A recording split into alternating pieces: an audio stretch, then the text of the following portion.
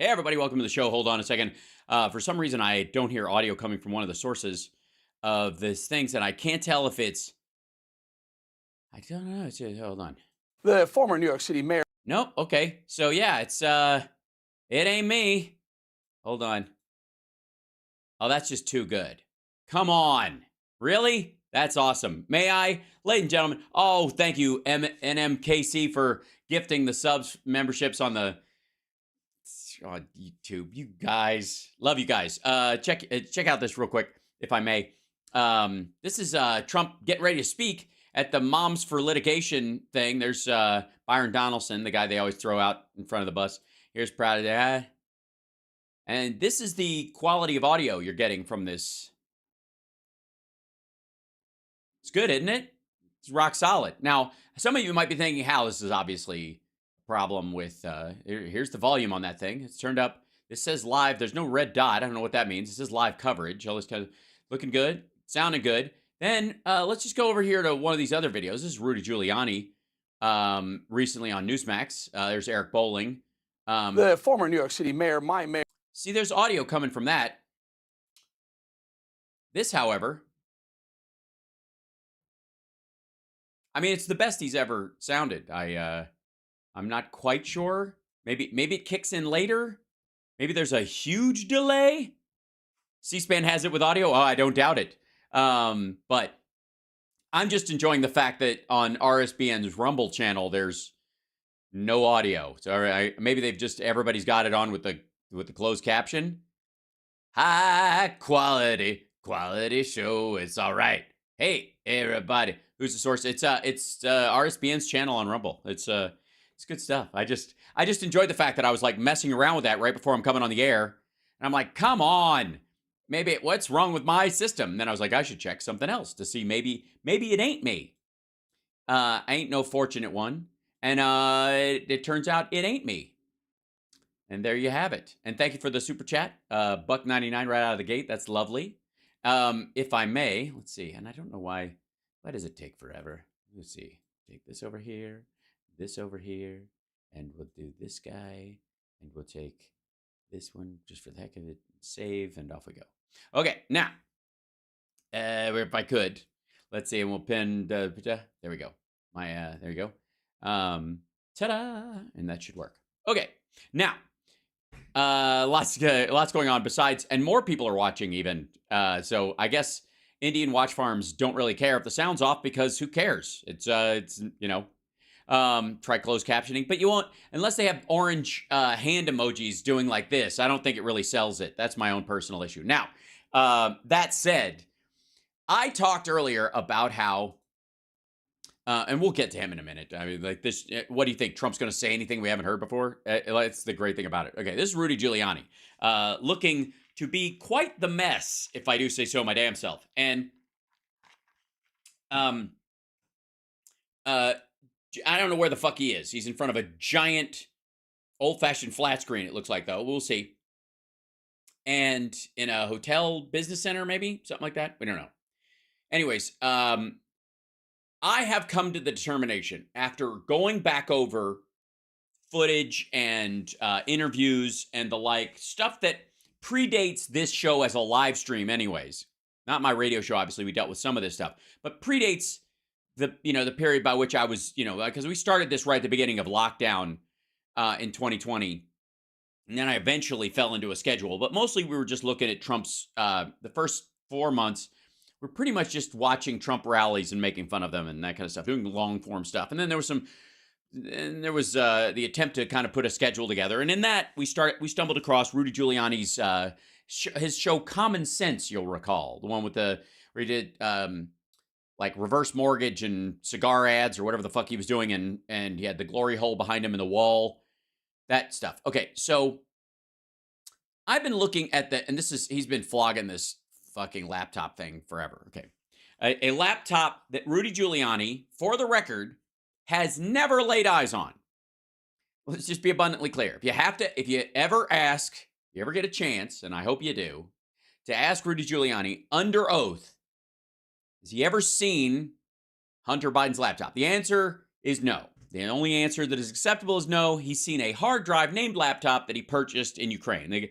The other thing is, has he ever traveled into the country with files, related to Hunter Biden that was given besides in a hard drive form? And where is the hard drive that they came in on? Because he would have to show you the exact same hard drive. So we'll deal with that in a minute.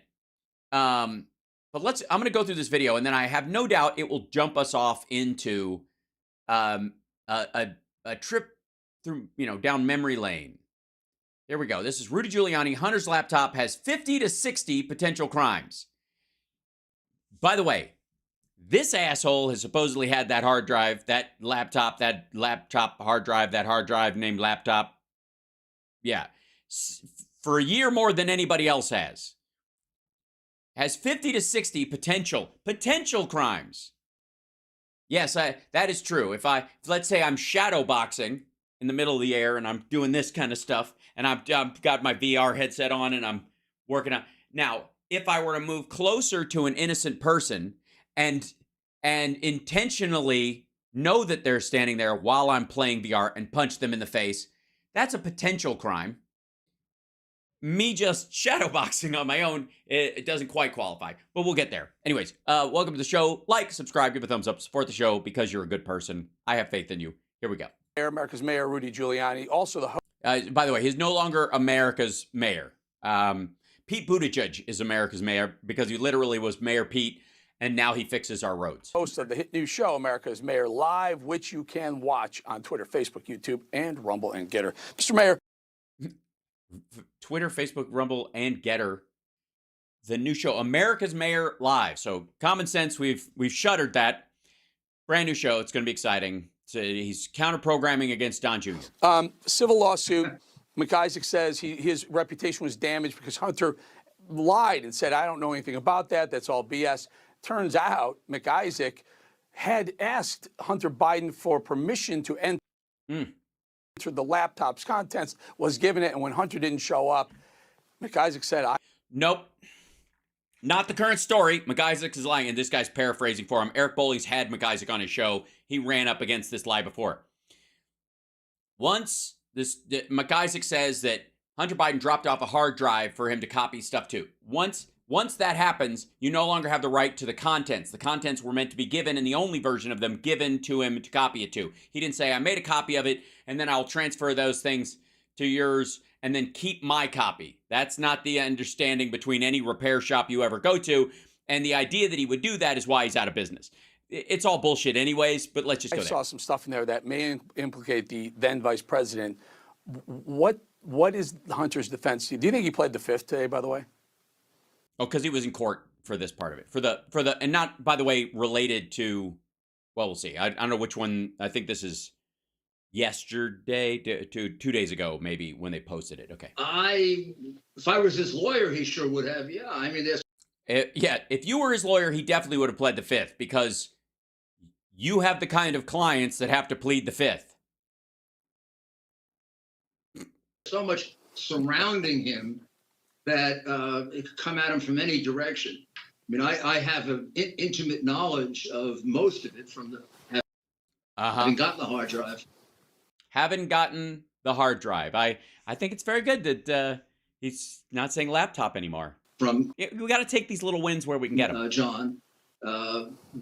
But sure, I mean, he's from John.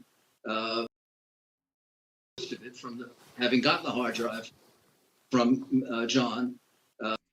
Oh, I see. He's saying he got the hard drive from John Paul McIsaac. He didn't.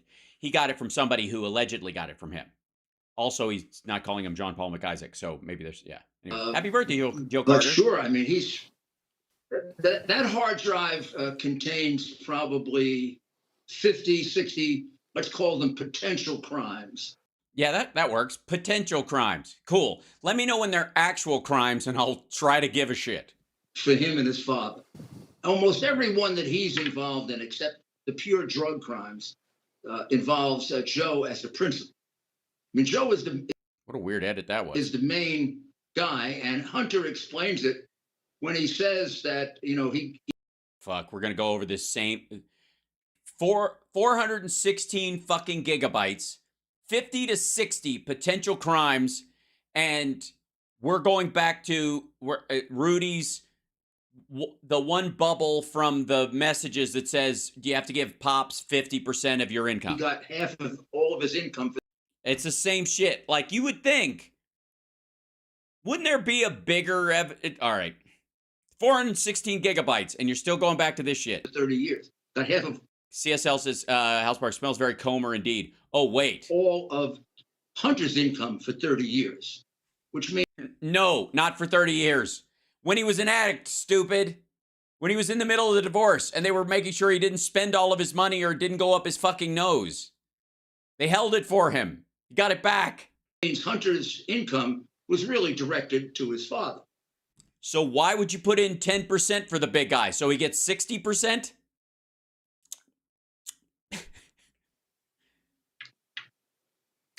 So this is a civil lawsuit brought on by John Paul McIsaac. The criminal legal action by the Department of Justice and the FBI was a slap on the wrist. Here's my question. And now that all these things continue to open up, they keep, this onion keeps pulling back the layers. Should the DOJ stop this plea agreement that they seem to have with Hunter? Can they still stop it? Can they still investigate? After all, they themselves said, nope. Ongoing. They called it ongoing. No, not over him, though.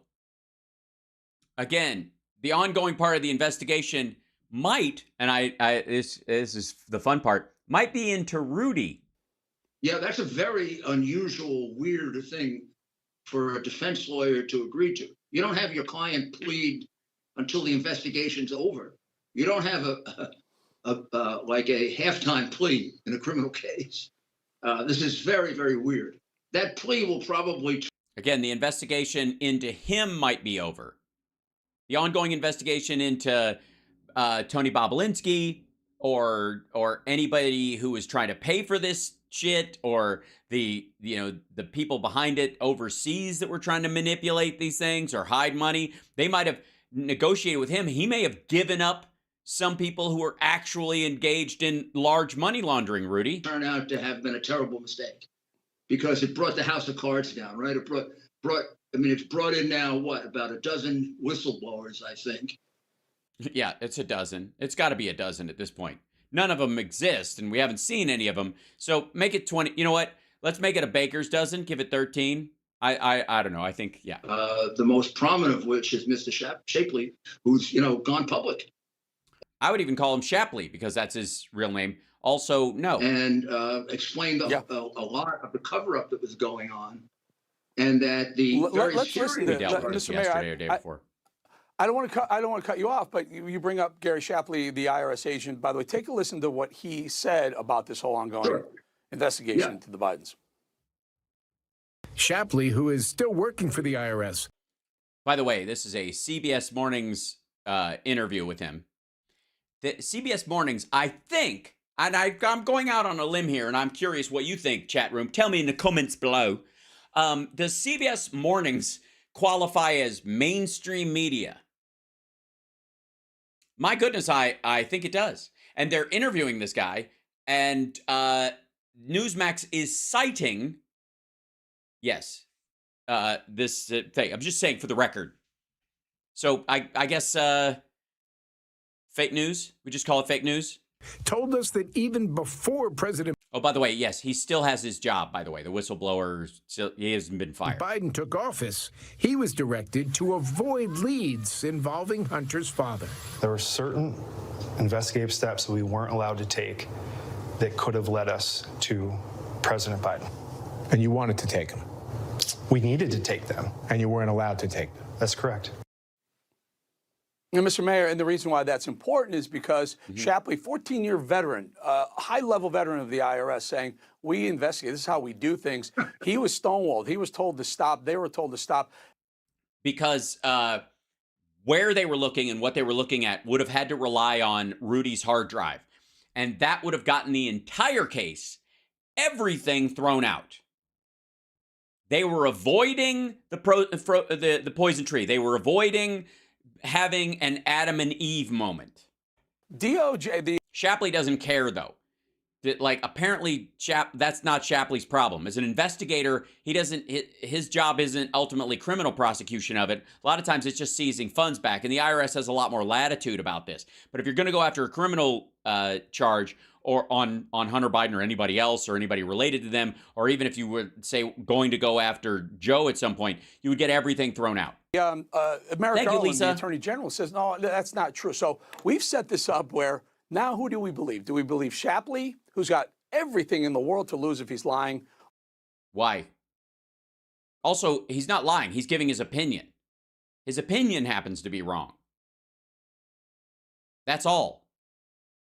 I mean, he could also be lying, but I doubt it. I don't even think it's necessary. He just thinks he was pulled off because it was politically protecting the president, as opposed to, it's a $2 million case and it's going fucking nowhere. We can't justify the hours. Go after somebody who has billions of dollars.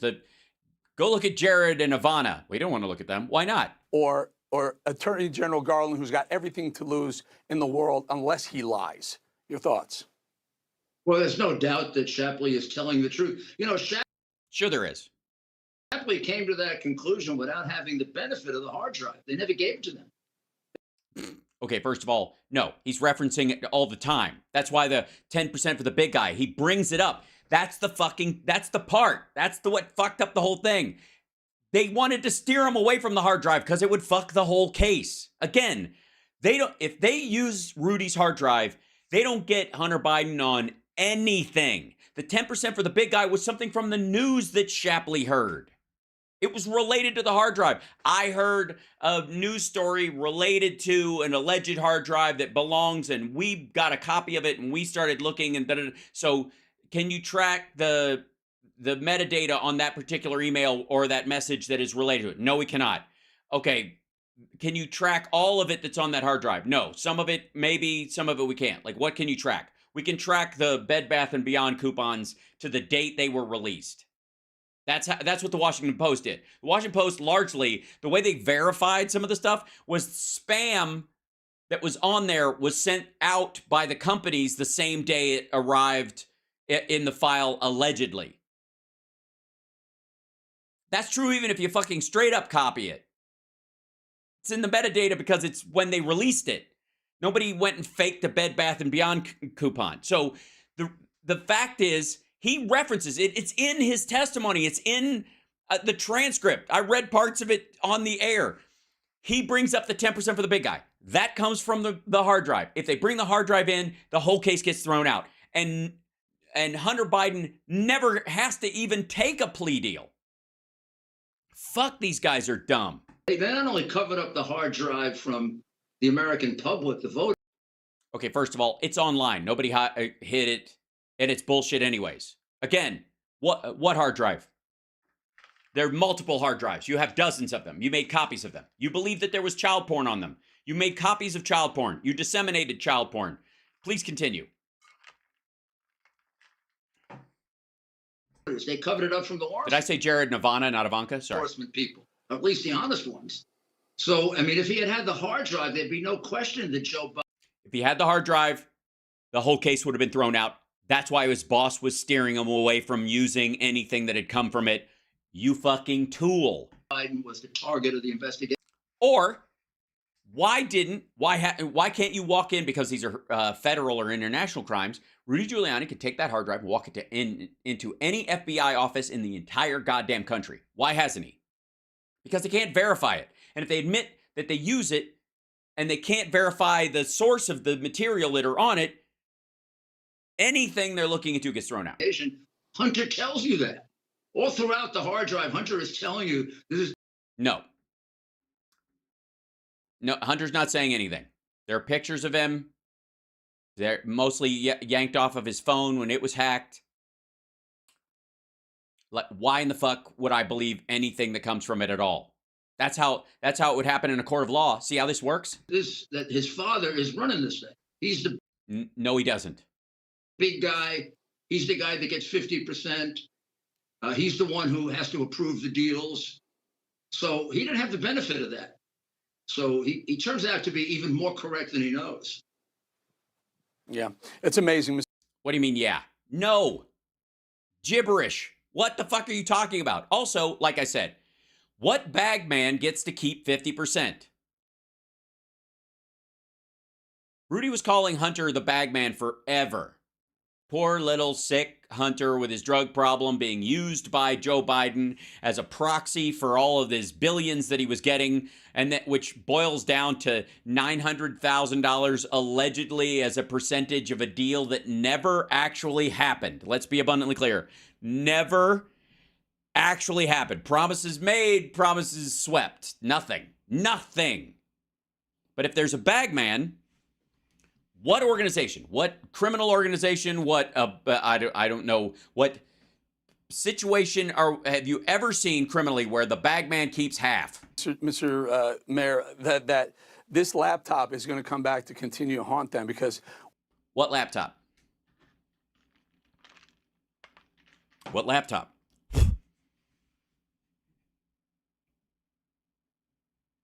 What laptop? The IRS has a laptop. He was charged off the laptop that he turned over himself. Hunter Biden turned over a laptop and some of his communication devices to the IRS. Everything he's been charged with came from those devices. with that WhatsApp text that said, "Hey, I got my father with me." Turns out that laptop had metadata on it that proved that was sent from the very close. Hi, stupid. No, wrong laptop. The WhatsApp data doesn't come from there. It comes from the device that he turned over to the IRS. Different laptops, different devices. Of course, that one has metadata because Hunter Biden and his lawyers turned over the one he actually had, that he actually used. There's no, and this would be the thing that would settle it. The next time one of these IRS people or if they get Shapley on, ask him what kind of sticker was on the laptop. The Beau Biden Foundation sticker that's allegedly on the laptop that was supposedly left at John Paul McIsaac's, where apparently that was his clue that something nefarious was going on because Hunter Biden had a sticker from his dead brother's cancer charity on his fucking laptop, which immediately would set off alarm bells in anybody's head. What kind of a monster supports an anti-cancer charity? Whatever. Anyways, the question, of course, is the sticker, vinyl or fabric? Vinyl or fabric? You saw it. You touched it. You held it in your hand. Vinyl or fabric? Vicinity to Joe Biden's home in Delaware. Yeah. So that thing is, it's the laptop from hell for them, but it's a laptop It's a different laptop. that keeps on giving for us. Mayor Rudy Giuliani, thank you so much for your time. Yeah, you're absolutely right. You're absolutely right, Eric. Yeah, he's absolutely right. You're absolutely excellent. Okay, so that's where we find ourselves. If I may, is fabric, you think, Balt Thanos? I'm going with fabric too. Hold on one second, I'm gonna sneeze.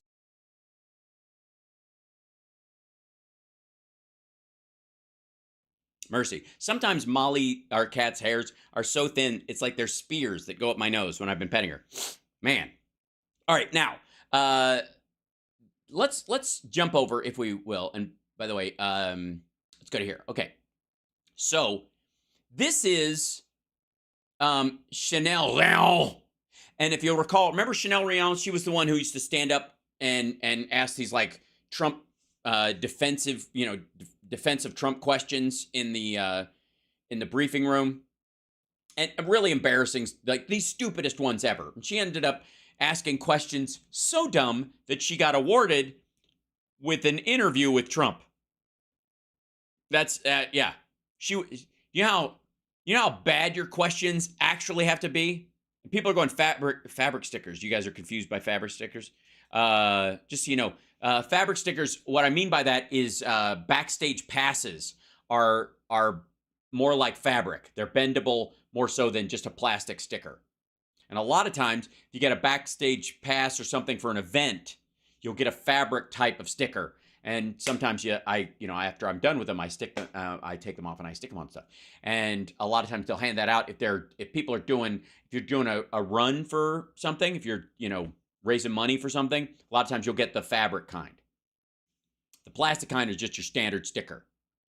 The reason I ask for the difference is because I'm simply pointing out they don't know. It doesn't matter which one it is because they have no idea which one it is because they've never fucking seen it. no matter what. They can make a guess. Yeah. She was the one who interviewed him and said websites would explode. Yes, that's true. This is Chanel Rion. And this is her coming back from her trip with Rudy Giuliani that, for the record, happened at the exact same time. They returned the FD 1023 form was filed shortly thereafter. So it is my belief, and until somebody proves me wrong or shows me different in a material way, that document that was filed that Comer and Jim Jordan were talking about was filed by Rudy Giuliani. And the person that was paid over $100,000 was Rudy Giuliani. And the person who was a source for the FBI is because he has a security firm that does stuff overseas. And during Trump's administration, they found a way to throw him some cash as somebody they thought was, a worthwhile source. It was a way to like launder money from the taxpayer through the Trump administration into Giuliani's pocket by paying him through the FBI.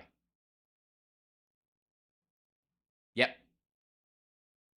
That's my theory, and I'm sticking to it. And I'll show you why in a second. Here we go. OAN investigates exclusive By the way, this is part of this is in the middle of a 3-part documentary series she did with Rudy Giuliani. The first one is very flashy and a lot of cuts and selling this idea. It's like a preamble for the whole thing. The next 2 are basically, the second one's a round table with Giuliani and a couple other people blathering about this bullshit and him just throwing like I've got these affidavits and these papers, blah, blah, blah. And then the other one, they went to Ukraine with Rudy Giuliani and they filmed some stuff there with Shokin, the guy who was kicked to the curb because he wouldn't go after the Russian sock puppets that were in the country, that kind of shit. And you'll see. But they come back from this. The story of their trip to Ukraine. I mean, it's so Tom Clancy. It's fancy Clancy. You'll see what I mean. America's Chanel Rion flew to Europe to talk to additional witnesses who claim to have evidence proving DNC collusion and criminal activity by the Bidens. Here's her summary of that trip and a This is 3 fucking years ago. This is right around the time that paperwork shows up. When that thing is filed, it's right after this. preview into part 3 of her series. Having completed part 1 and 2 of my special OAN Investigates series, Fabulous. debunking Adam Schiff's case for impeachment, the story quickly, which you didn't ultimately do. I'm just saying, like the entire case was based on this particular one was him threatening Ukraine and not giving. The idea is that they were going to go, but Joe Biden threatened to take away $1 billion. Yes, on behalf of the entire administration, not against the will of the Congress, but with the will of the Congress. expanded. More witnesses were coming forward, but not everyone could come to us. So we went to them with Rudy Giuliani. Giuliani had come. Yes, apparently some people will only be interviewed if they're downwind from something stankus. And so we needed Rudy Giuliani to be there because how else are they supposed to get COVID? Come under fire recently by House Democrats who were accusing Giuliani of digging up dirt on Biden to derail. Well, no. Trying. They accused him of trying to dig up dirt on Biden, not actually digging it up. I think that's an important distinction. Biden's presidential dreams, a claim debunked in part 1 and 2 of our series. Well, only because he fails, not because he's not trying. First stop, Budapest. We arrived at Safe House. Yes, the help of Viktor Orban, the guy who's currently fighting the EU giving money to Ukraine to support them in their battle against Russia. Weird. Why would you stop there? I have no idea. 1, a snow-covered hunting lodge in the woods beyond the Hungarian capital. There we met Yuri Lutsenko, the former Ukrainian prosecutor general. Lutsenko has had a controversial reputation, especially in light of what appeared to be a flip-flopping feud with Rudy Giuliani about whether he thought the Bidens committed any crimes. He says the Bidens have, but the media twisted his words. Lutsenko brought with him a stack of official communiques to demonstrate how Ambassador Yovanovitch perjured herself in Adam Schiff's inquiry. Lutsenko urged for the U.S. to open an investigation into dollar bills, into 20s. His prosecutor's office found to be a long line of money laundering tied to the Bidens. Target 2. Tied. By the Bidens would be cool. That would be exciting. That'd be news. Tied to the Bidens. How is it tied to the Bidens? Please go on. I know what you're thinking. Certainly, she has. It's in the documentary, or she could just bring it up right here. She could just show like this document that shows that this money went to here. No, tied because Burisma previous to when he was there. We'll get there in a second. Victor Shokin, the former prosecutor general. Yes, they also talked to Shokin, the guy who got fired. Biden is alleged to have fired. He didn't allege to fire him. He openly said the United States says this guy is not going after corruption in the country. He is not doing it. He starts investigations and then he pauses them so that everybody can just keep doing what they're doing. And it's largely the Russian sock puppets he refuses to go after. OAN offered to fly Shokin out to a location away from Kiev, but Shokin's health was not fit for travel due to what he says is an attempted poisoning. Is it his wife's cooking? Or are we talking the Russians? Or he feels safe in Ukraine, so the Ukrainians didn't try to poison him? We'll figure it out. Again, if you're afraid of being poisoned, I wouldn't sit downwind from Rudy Giuliani. So we flew to Shokin in Kiev. A compound was secured just outside the Ukrainian capital. We traveled once again in caravans surrounded by security. Mr. Giuliani had not stepped foot in Ukraine for roughly 2 years. But roughly. As the witness list grew longer, the mayor decided he would enter the country with us to meet these witnesses in person. Again, what the fuck? What you think he had to crawl under fucking barbed wire? And the country's an ally, largely. Shokin testified how President Poroshenko walked into his office and told him Ukraine wouldn't get $1 billion in U.S. Did he bring up the $70 billion the IMF didn't want to give you? Because that was the other group that was, because as much as Biden was saying this about the $1 billion, and it's made a lot of hay, the IMF was also going to withhold that money unless he got fired, unless they started going after corruption. This guy was the pivot point on it. 70 billion, 70. loan guarantees unless Shokin stopped investigating Hunter Biden. Yeah, that's what he said. This ended in Shokin losing his position as prosecutor general. Our next witness was a member of Ukrainian parliament, Andrei Derkach. Hey, what do you know? Russian sock puppet Andrei Derkach, who, by the way, let's see, what recently has happened? Let's see. Andrei Derkach. Now, I know it. You're probably, let's see, news. Yeah, here we go. Yeah. Let's see if I can shrink this down for you guys. This is fun. This is a wait for it. Wait for it. That's it. Just let me make sure we got the same guy. Yeah, we got the same guy. Okay. Wait for it. Derkach has opened up dozens of inquiries investigating the misappropriation of U.S. funds in Ukraine and how the misappropriation of U.S. funds in Ukraine. And this is before, this is post 2014, before now. This is before the war. Don't think this is new video. This is in the middle of this. This is when there's still Russian sock puppets running the country, and we're trying to figure out whose side's on what side and blah blah blah. Okay. how the U.S. Embassy acted inappropriately in the process. Derkach also showed us documents pertaining to 6 criminal cases in Ukraine involving the Bidens, contradicting the lemming media's claim that the Bidens are innocent of all crimes. If the lemming media, that would be I suppose that involves the New York Times, I guess. I would have to. This is from December. Ukrainian accused of election interference charged with money laundering. Andrei Derkach met with Rudy Giuliani as part of his efforts to sow disinformation ahead of the 2020 election, federal authorities said. He also laundered money buying 2 Beverly Hills apartments that he used while he bought it because he liked the real estate so much. Even though he couldn't legally do it, he bought them through shell corporations and was shuffling money around. And yeah, the charges against the member of parliament, Andrei Derkach, 55, grew out of an investigation into whether he and other Ukrainians had interfered in the 2020 campaign, including by using Rudy Giuliani, who is Donald Trump's personal lawyer, to spread misleading claims about President Biden, according to people with knowledge of the matter. That inquiry, first reported by the New York Times last year, and an indictment It was unsealed on Wednesday that also charged him with bank fraud conspiracy, sanctions violations, and other crimes. Brooklyn federal prosecutor said Mr. Derkash, decades ago, was a combat crew commander in the Soviet Union's Strategic Missile Command. When U.S. Treasury officials sanctioned him in 2020 for his election meddling, they said he'd been an active Russian agent for over a decade, maintaining those close connections with the Russian intelligence services. So he was, again, a sock puppet trying to collapse Ukraine from the inside. Derkash's whereabouts is unknown, a law enforcement official said, and federal authorities do not foresee his arrest anytime soon. He faces 1 count of conspiracy to violate sanctions, 1 count of bank fraud conspiracy, 1 count of money laundering conspiracy, and 4 counts of engaging in monetary transactions involving criminally derived property. Yeah. So that's fun. That's why they hate the FBI. Anyway, Derkash presented compelling documents and testimony. Very compelling. They were very compelling. He's gone now, but debunking the saintly Biden's narrative. Inevitably, news leaked of our visit.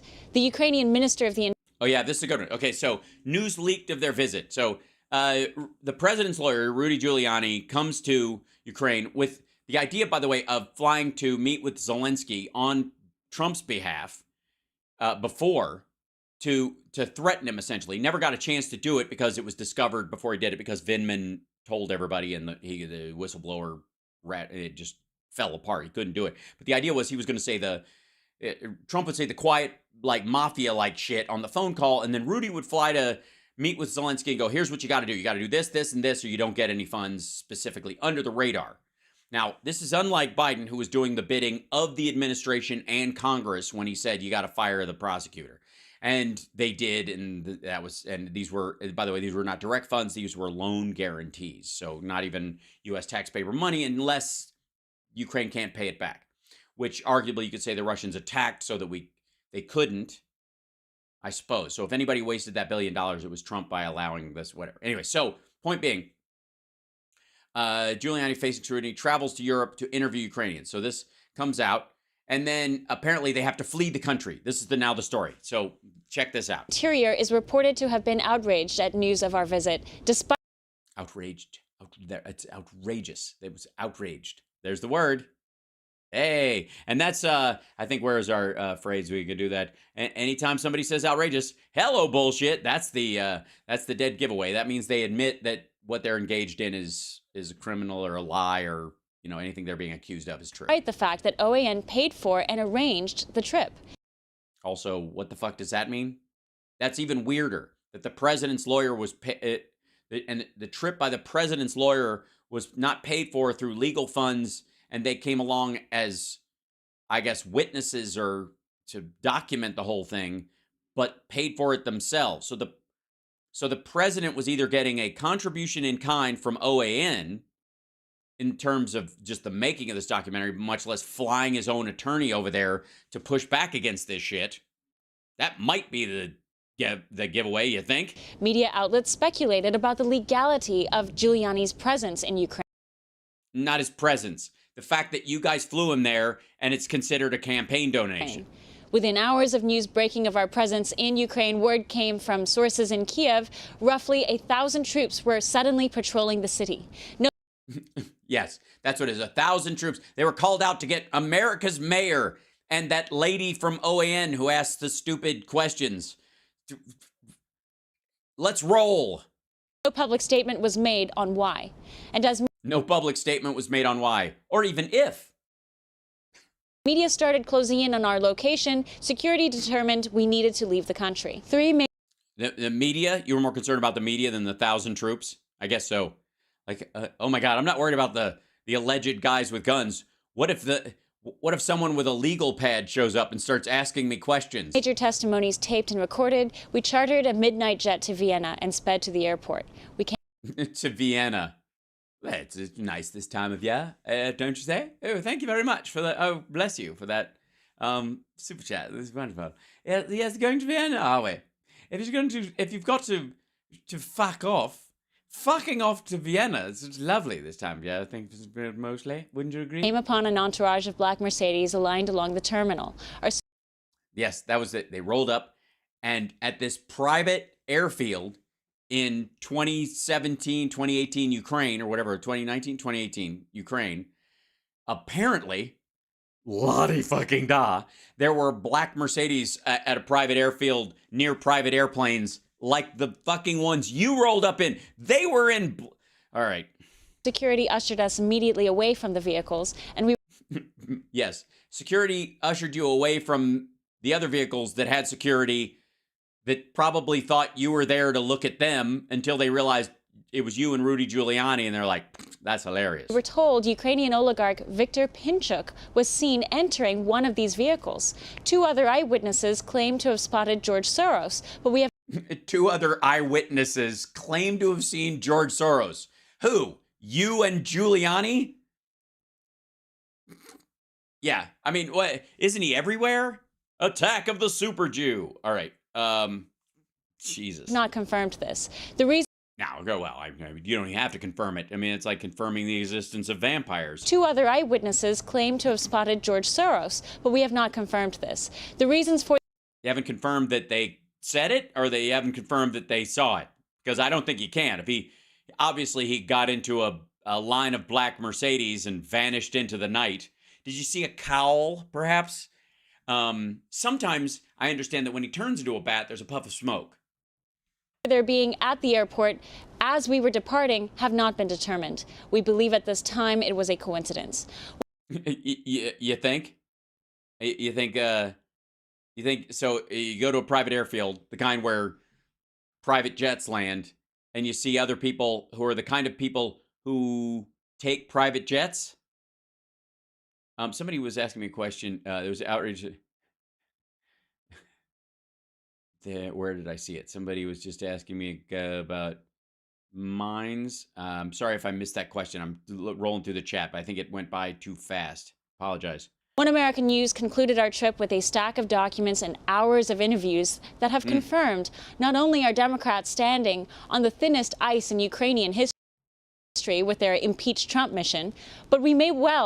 The thinnest ice in Ukrainian history. I don't know what the comparison point is for that. I don't know what's the lightest. I think this winter actually was pretty, when Russia was hoping that Europe would freeze to death and it didn't turn out. Have uncovered a much larger trail of Democrat crimes. OAN is assembling and verifying the documents associated with this international corruption scandal. Stay tuned for part 3 of this exclusive One American News Investigates series. Chanel Rion, One American News, Washington. Now, I know what you're thinking. Hal, of course. We got to stay tuned. Well, we have. For 3 fucking years. They were there in the room with all of these people, with Shokin, with Andre Derkash. They've gathered the evidence. They took interviews with them. Now, it's one thing to say, oh my God, these people have disappeared to go live in Russia under the protection of Vladimir Putin. But still, they've disappeared. Since then, they've disappeared since they went to live in Russia under the protection of Vladimir Putin. Yeah. But still, obviously, how they vanished. We don't know. Like it's definitely hinky. It couldn't possibly be that Russia decided that since they'd already done their interview with Rudy Giuliani and given the documents that they have, and the fact that most of them are fake, and if they're ever asked again, they might contradict what they said already. So getting rid of them, you know, they outlived their usefulness, and they were all given a free demonstration of gravity from a 3rd floor window.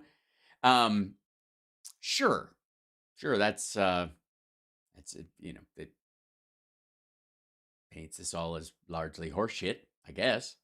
But at what point, in the timing of this, anybody else? Yes, they know they've been seen with Elvis and Jim Morrison and anybody else who drinks a adrenochrome and I guess sleeps with their feet hanging from the rafters.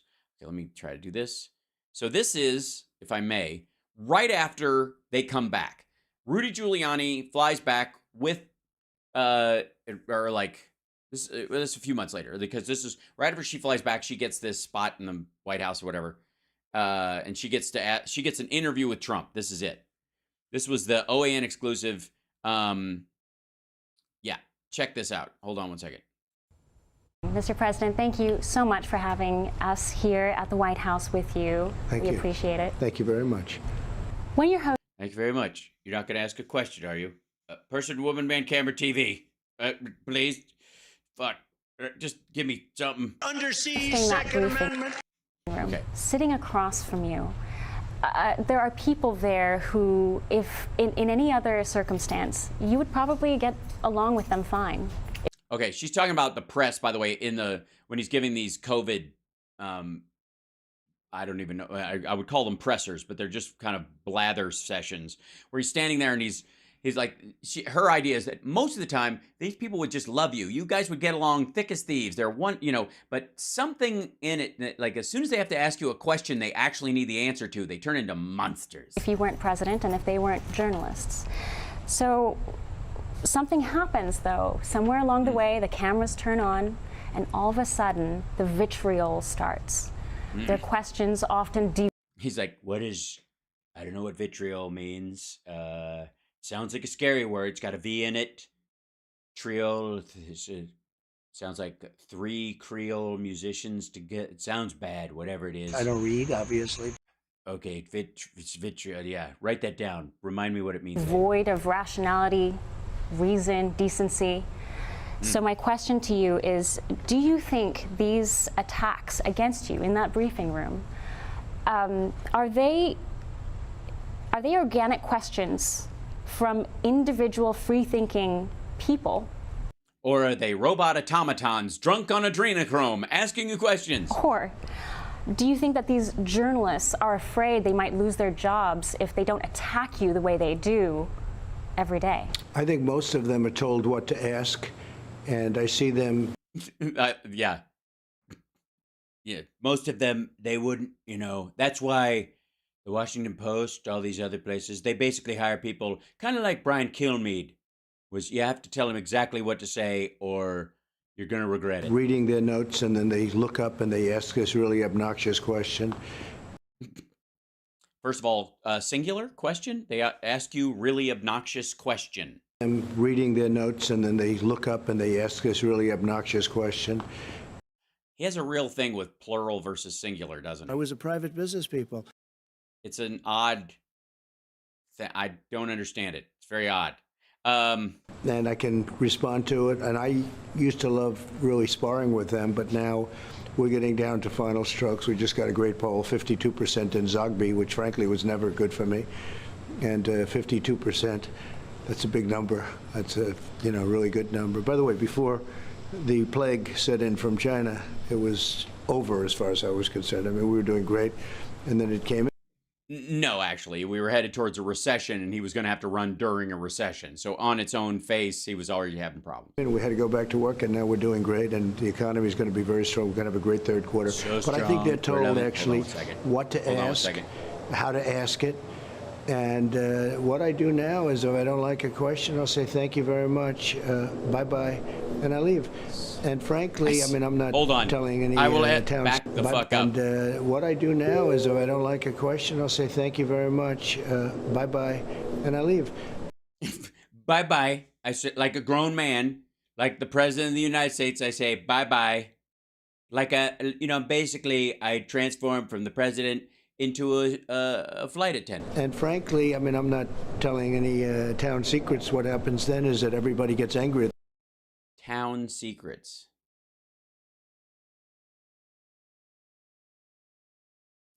Town secrets.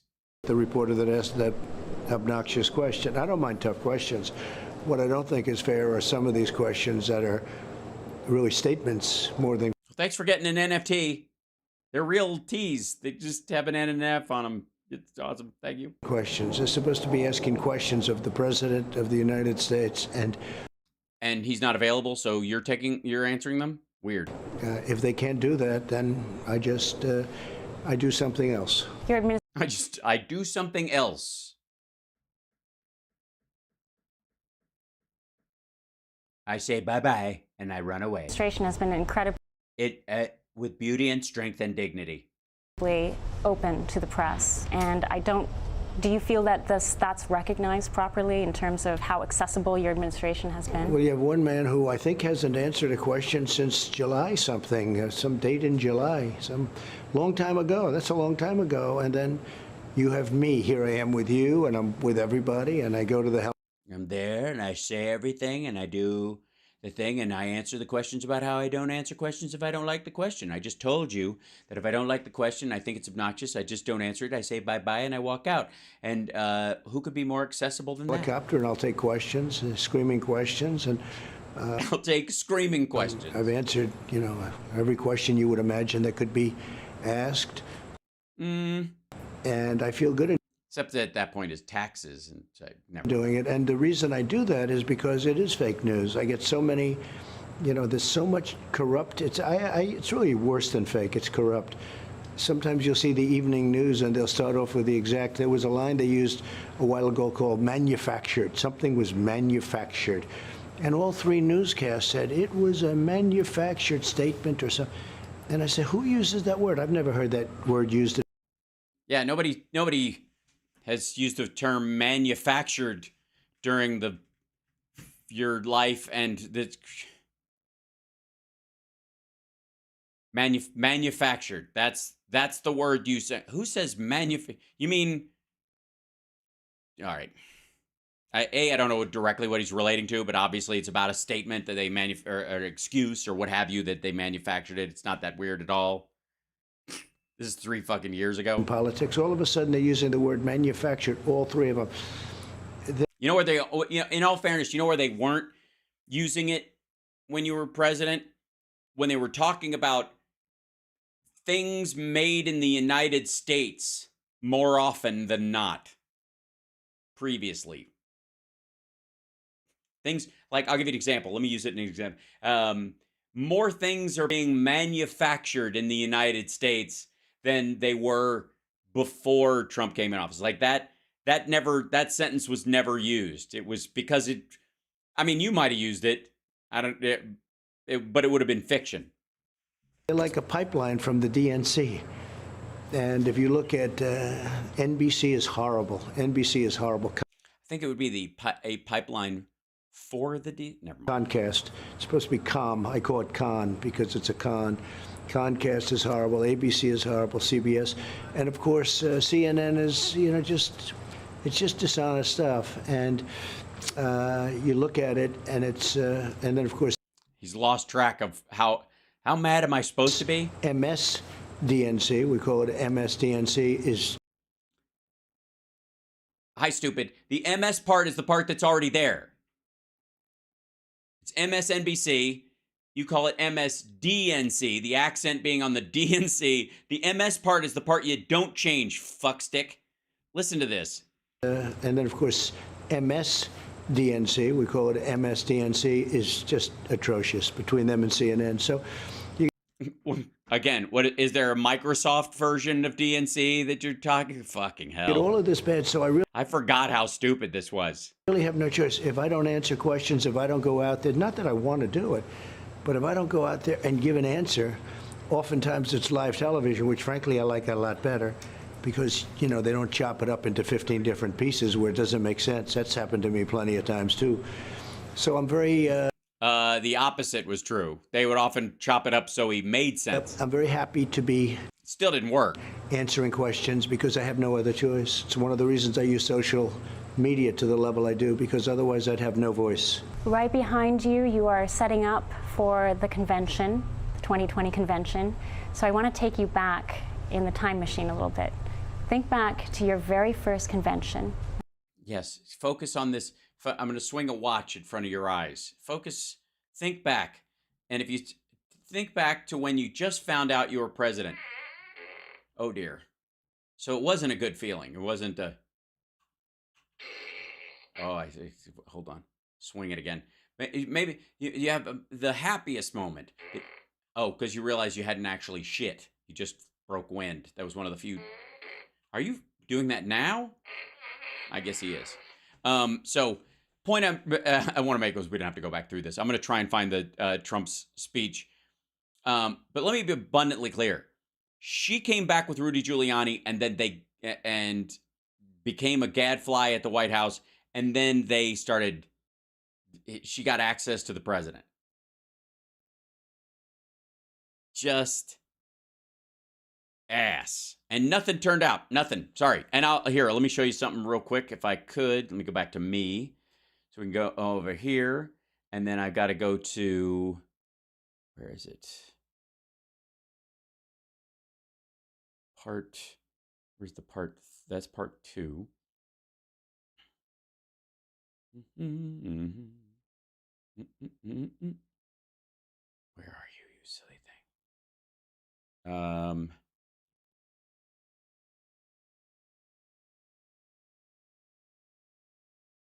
Cool, let's see. Oh, yeah. By the way, anybody remember where Corey Lewandowski went after he was kicked off the Trump campaign for assaulting a woman?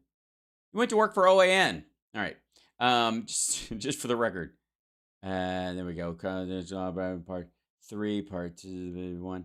Chanel Rion interviews in a Trump exclusive interview. Blah blah blah. Where are you, you stupid thing? I have to go. I know. I have to go back to my history of watching stuff because I don't think it's in the same. Shut up, you silly thing. Go back here. I need to show you guys something. The last night of the RNC is going to be quiet. All right. Library. And then I'm going back to my history of stuff. See all of these things. And then we'll scroll down through here. And my son is watching videos on Rec Room on VR. That's fun. And then, let's see. It's good stuff.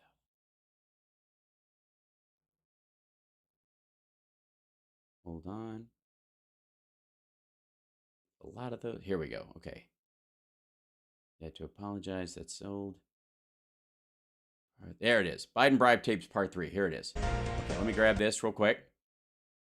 And I'll take this and I'll copy and then I'll put it over here and then we'll watch it. Okay, I want to show you guys something. This is when Rudy went to they did this OAN thing. This is all the stuff we're hearing from Comer and Jim Jordan, all that crowd or whatever. All banks off of this shit. Now, it's 30 minutes long, so we're not going to go into all of it. I may at some point do each segment of this again as kind of like a throwback. That was not post-COVID Michael Beaver. That was mid-COVID when she was having an interview with him. Here we go. Let me jump. In part 3 of the special edition of One American News Investigates, we continue to dismantle the explosive Biden bribe tapes. Procured from Ukrainian Secret Service, the recordings of Joe Biden and former Ukrainian President Petro Poroshenko you have heard so far confirm the investigations of John Solomon, Peter Schweitzer, OAN, Rudy.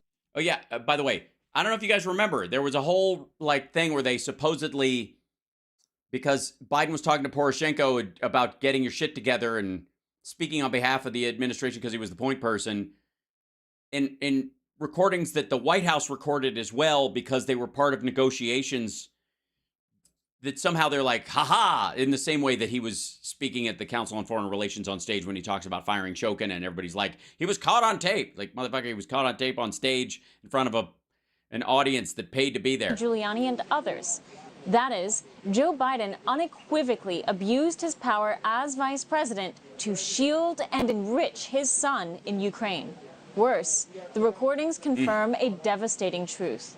Democrats waving the Russia wand are pulling the greatest projection stunt of our lifetimes. And Ukraine is a portal to exposing their hoax. Before diving into the rest of the Biden tapes, we need first to better grasp why Biden and Democrats were obsessed with pillaging Ukraine. Yes, that's what we're doing. They were pillaging Ukraine by keeping Russia from pillaging Ukraine. The story you are about to witness is a journey through the Biden Democrat looking glass into a world where... So, are you sitting down? Please tell me you're sitting down. Please. I mean, I know this happened years ago, but it's so now. Up is down, down is up, and truth is smothered by the fog of greed, lies, and cover-ups. Smothered by fog. All right. Hey, didn't she end up being one of Trump's lawyers? Ha! Oh, shit. Did all the women on this channel end up becoming his lawyers?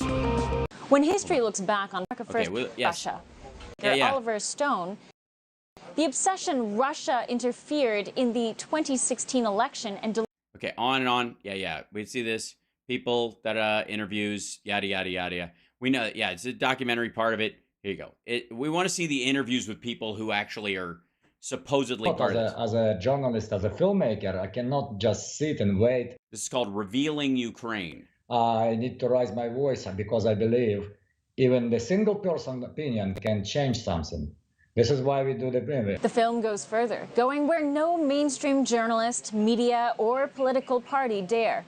Stone goes straight to Vladimir Putin himself. Oh, yes. OAN using Oliver Stone's meeting with Vladimir Putin to taint the Bidens. Yeah. President of Russia in a series of revealing interviews. Obviously, Russia's been accused over and over again of interference in the 2016 election. Я и тогда не вмешивался, сейчас не хочу вмешиваться, и в будущем не собираюсь. But now in the U.S. there's been investigation about Ukraine's interference in the election. It was a very confusing situation. Porsche. And by the way, no, there wasn't. Ukraine didn't interfere in our fucking election. Russians in Ukraine who were trying to undermine Ukraine did that. Like, it's not even a question. Like, this is just dumb. Poroshenko seems to have been very strongly pro-Clinton, anti-Trump. Ну да, здесь секрета никакого. Stone. Really? Because Trump was very pro-Russia and anti-Ukraine? I can't imagine why they would feel this way. It must be, they must have been paid. Stone asks Putin's take on what Stone sees as the real threat. The exchange that ensues. Did he ask him, like, as the head of the second biggest army in the world and obviously the smartest military tactician on earth, tell us. Has never been published. As a guy who will never probably lose a battle in his life and certainly will never have one of his own men try a mutiny and have to be bought off and given a camp in another country to stop from killing him, what would you think about before now? The Clinton campaign accumulated the Steele dossier. They put together, they paid for it. That came from strange sources. Strange sources. The whole Steele dossier issue, and it comes through. Dossier. Dossier sounds like something, it sounds like a French hoedown. Some of it comes through Ukraine. They also went out of their way with the, it seems to me, with the CIA, with Mr. Brenner, John Brennan, and with the... Brennan, yeah. Any of the Brenners. Yeah. Clapper, James Clapper. Or clap on, clap off, any of the claps. And Comey of the FBI. They all seem to have gotten involved, all the intelligence agencies, and in an anti-Trump way. Ну, в их руках было... They had administrative resources in their hands, so there's nothing wrong. They used it. Был административный ресурс, это ничего здесь такого неожиданного. Они использовали вот административный ресурс. And they decided to use it. Он всегда дает преимущество где-то, ну, в среднем в таких странах. It gives at least a 2% advantage in countries like the United States. But the interesting thing is Putin's going, yeah, if you can manipulate shit, or, you know, if they were breaking the law to stay in power, but what's your fucking problem? США, некоторые страны Западной Европы. Does that give you any idea who you're talking to? That's his take. All the shit you just told him, and which was all horseshit to begin with. But like he heard what you were saying and went, yeah, it sounds about right. I mean, that's what you do, right? Like if you got a rope around somebody's neck, you tug it. I mean, why? 2%, как минимум. 2%? What are you talking about, 2%? Да, ну это примерно это мнение. That's the opinion of the experts. Those who had administrative resources, they always have a 2% handicap.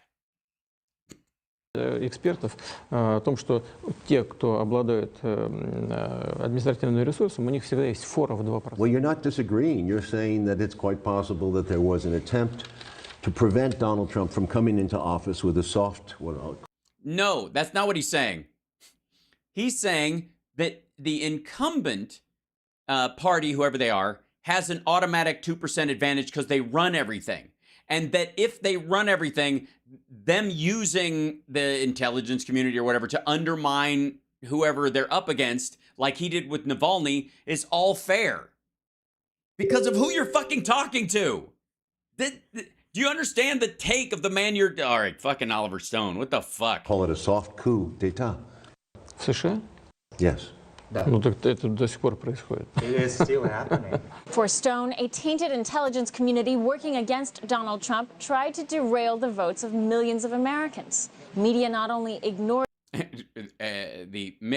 tried to, I think re-rail them would probably be. The soft coup. We were derailing them. They kept trying to re-rail all these votes. But propped up a boogeyman in Russia. For Lopatonok, what began as a mission to tell the story of Ukrainian revolution became a much bigger story entailing American politics. When I come to Oliver Stone 2014, there was no understanding the role of Biden or Hillary Clinton or Obama administration. Everybody see that as a revolution. And it was it was a big discontent in society, of course, and people love to changes, but the revolution was hijacked. And that was hijacked by corrupted people in Ukraine with a big help of Vice President Biden and all the gang that was worked with him. Biden. Also, all the elections that have happened since that the Ukrainian people, we didn't really hear a big, any fits and starts like we did previous to 2014. After that, in terms of who people got to pick as their leaders, there's definitely a transition period where Poroshenko and those guys after Yanukovych, you're not going to get like a fucking George Washington or a Jimmy Carter or somebody like totally trustworthy right after that. There's going to be a phasal transition. But the idea that somehow since then it's gotten worse, like even this asshole doesn't believe this. Again, this is a video from 3 years ago. Bribing. This is before Russia attacks. Yes, Oliver Stone is pro-Trump and pro-Vladimir Putin. Ukrainian leadership to stop investigating his son's business dealings in Ukraine is merely a snapshot. Lopatonok says Biden's cronyism could not be easier to demonstrate. Yet, we'll get at it then. But we're waiting. It's been 3 fucking years. Media squashes all questions of Biden wrongdoing.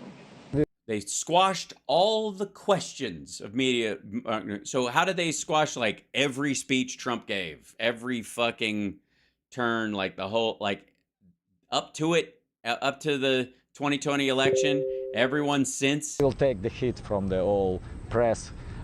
Usually it's mainstream media who hate our story, who hate our speakers, who hate everything what we did. We like it. If they hate, we're doing something right. Worse, any... Right, because that's what paid Russian trolls, that's an example of success. Opposition to Biden is automatically Russian influence. I, first of all, investigate who called me a Russian propagandist. And it was very interesting. Daily Beast, the little left-wing, like a crazy radical publication, and they owned by company named IAC. The company who owned IAC, the chief of the board is daughter of Hillary Clinton. Oh, she's a good person then. Okay, cool. I gotta say, but sometimes Daily Beast, especially Matt, I think it's Matt Lewis, is a little too pro-Republican. The byline he gets just seems to run away, but apparently it's okay with Chelsea Clinton. Example of many. Ultimately, Lopatonok and Stone and their interviews make a controversial point. Mr. Soros is behind this too, because this is a team of Democrats. Nuland, Soros, Biden, in favor of the interests of Hillary Clinton, did everything to prevent Mr. Trump from being elected in the 2016 elections. Or women, I guess. But I like the dramatic music. That's For good. a different perspective, we next meet Ukraine. Shit, do we have to go through the whole Oliver Stone documentary after this? Former chief of spies and intelligence. He shares with us a baffling situation that seems to testify to an ongoing Democrat Party cover-up. We'll be right back. Very exciting. Please, yeah. Oh, they cut straight to it, or? Rid of the net. All he informed. Yes, Plexiderm. Gotcha. Office of the Director of National Intelligence's William Evanina issued a report on U.S. election interference going into 2020. Evanina warns China, Iran, and Russia are all trying to interfere in America's upcoming election. But when it came to Russia, however, without naming names in the other countries, Evanina specifically warns that Russia is concerned about a Biden presidency and is using a Ukrainian member of parliament. Gee, I can't imagine why they weren't concerned about a Trump presidency. I mean, after a while, you would think that with Trump getting his teeth redone all the time, that eventually Putin's dick could get chafed. Element, Andrei Derkach, a man OAN has interviewed in past investigations, as a tool. Do you guys have a number for him? Because I know the Justice Department is looking for him for money laundering. I don't know. Is he still in your book, or Tool by which to take down Joe Biden and thereby interfere in U.S. elections. Evanina and to that, OAN goes, and goes on to specifically warn about tape recordings that could affect the election. OAN has aired some of these recordings and has accessed hours more. Incidentally, not through. You've accessed hours more. So there's hours of these tapes. 3 years on. Why, Comer, you slacking? There's hours of audio of Biden talking to Poroshenko. What? I don't know what. Which are these the 17 recordings that we're talking about? How many people want to believe that it's fucking 17 hours of stuff? Because it's 17-hour-long conversations over the course of like 4 years, and that's what he's talking about. And he's just got these, and he's sure that there's something in them that he can eventually use, but never did. Derkach. Here are some recordings we showed you in the last investigation. This is getting very, very close. What I don't want to have happen, I don't want Trump to get in a position where he thinks he's about to buy onto a policy where the financial system is going to collapse and he's going to be looked to pour more money into Ukraine. That's how he'll think about it before he gets sophisticated enough to know the detail. Remember, this conversation is dated 2 weeks after President Trump's election victory. What was a vice president doing calling the president of another country Trump's election? Remember, this conversation is dated. Hold on. Back the fuck up. Hours. So this is after Biden's no longer president, or no longer vice president. Not going to run for president. More. Incidentally, not through Derkach. Here are some recordings we showed you in the last investigation. This is getting very, very close. Oh, I think maybe this is during the 2016 election? Maybe still vice president? I don't want to have happen. I don't want Trump to get in a position where he thinks he's about to buy onto a policy where the financial system is going to collapse and he's going to be looked to pour more money into Ukraine. That's how he'll think about it before he gets sophisticated enough to know the detail. Oh, that the Russians are still running shit is the concern. Is that the money will just end up in Russia. Remember, this that was a regular concern. Trump never even gave a shit. Conversation is dated 2 weeks after President Trump's election victory. What was a vice president doing calling the president of another country, telling him to wrap up business before the incoming president gets sacked? Well, because they were in a lame duck session and they wanted to finish their budgetary support, because what's going to happen is that he's going to give it randomly. It's not going to be controlled, and therefore, instead of going to the people of Ukraine or benefiting the person who's running it and that actually being like a measured financial response, it'll just be dumped so that the Russians can sneak the money out of the country. It'll end up in the Donbass and in a bunch of suitcases, and then off it goes. These recordings, claim Evanina, are being pushed by Russia through Andrei Derkach because Russia fears a Biden presidency. Looking into Evanina, though, Evanina started in the FBI and moved his way up. In 2014, Evanina was appointed by James Clapper, Obama's Director of National Intelligence, to head the Office of National Counterintelligence, a post Evanina carried over into the Trump administration with a formal nomination. Because Trump knows, with a formal nomination, by the way, meaning Trump continued him on specifically, the best people, except not. A James Clapper ally is once again sounding the Russia is a threat alarm. The same James Clapper who coordinated with Obama's Susan Rice, James Comey, and John Brennan an illegal spying operation on Trump to fabricate Russia collusion charges?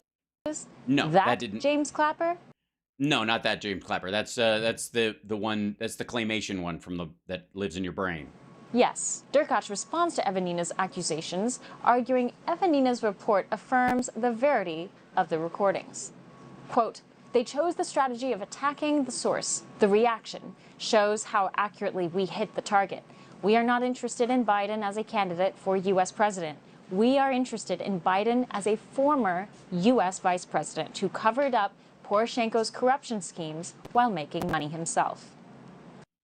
Yeah, except that didn't actually turn out to be the case? And also, why would Biden support the shift away from Poroshenko?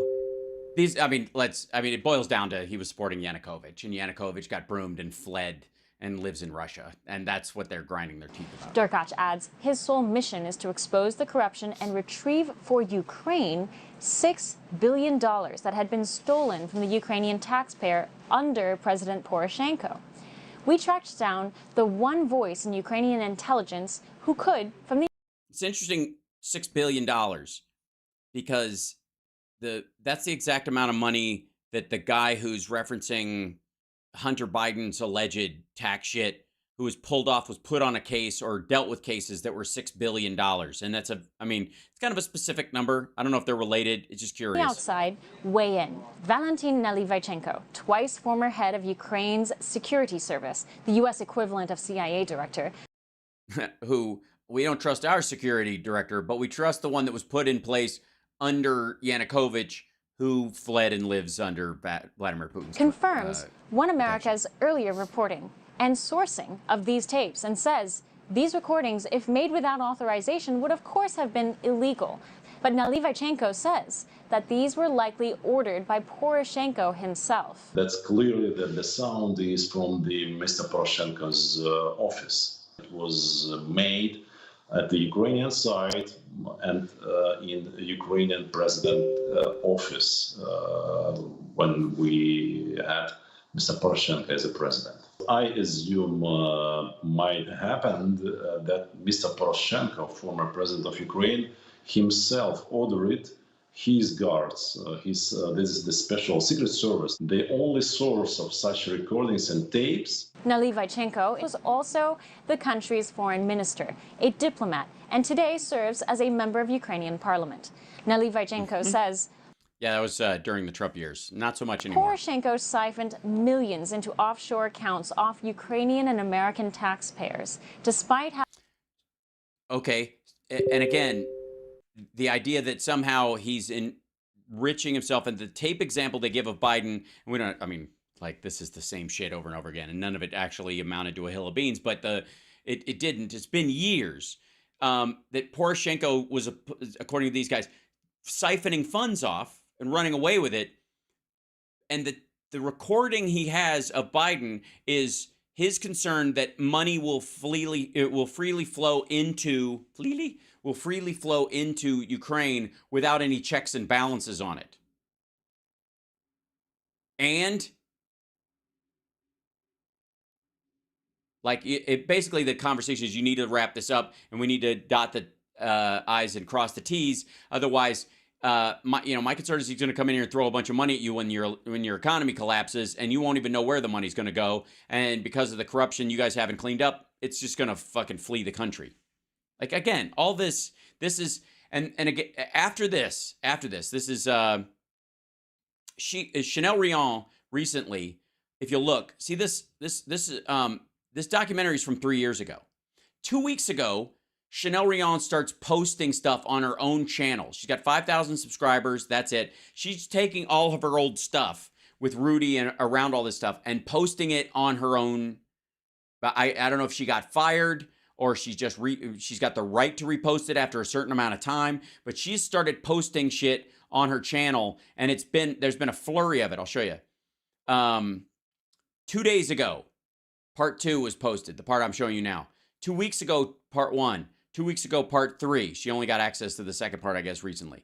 And then 9 months ago, she had a rush of, she was posting these weekly briefings on here that were going to be her own show, basically on her channel, and then through OAN, and then it just died, it went away. And before that, there was nothing on the channel except this part 3, which she reposted. Her interview with Navarro, and then this ad which is the 31-second ad they ran, this is the first thing she ever posted on the channel about this 3-part series. And that's it. That's her whole fucking channel. That's everything. All right, let's see what the oldest stuff is. They just do it in reverse order.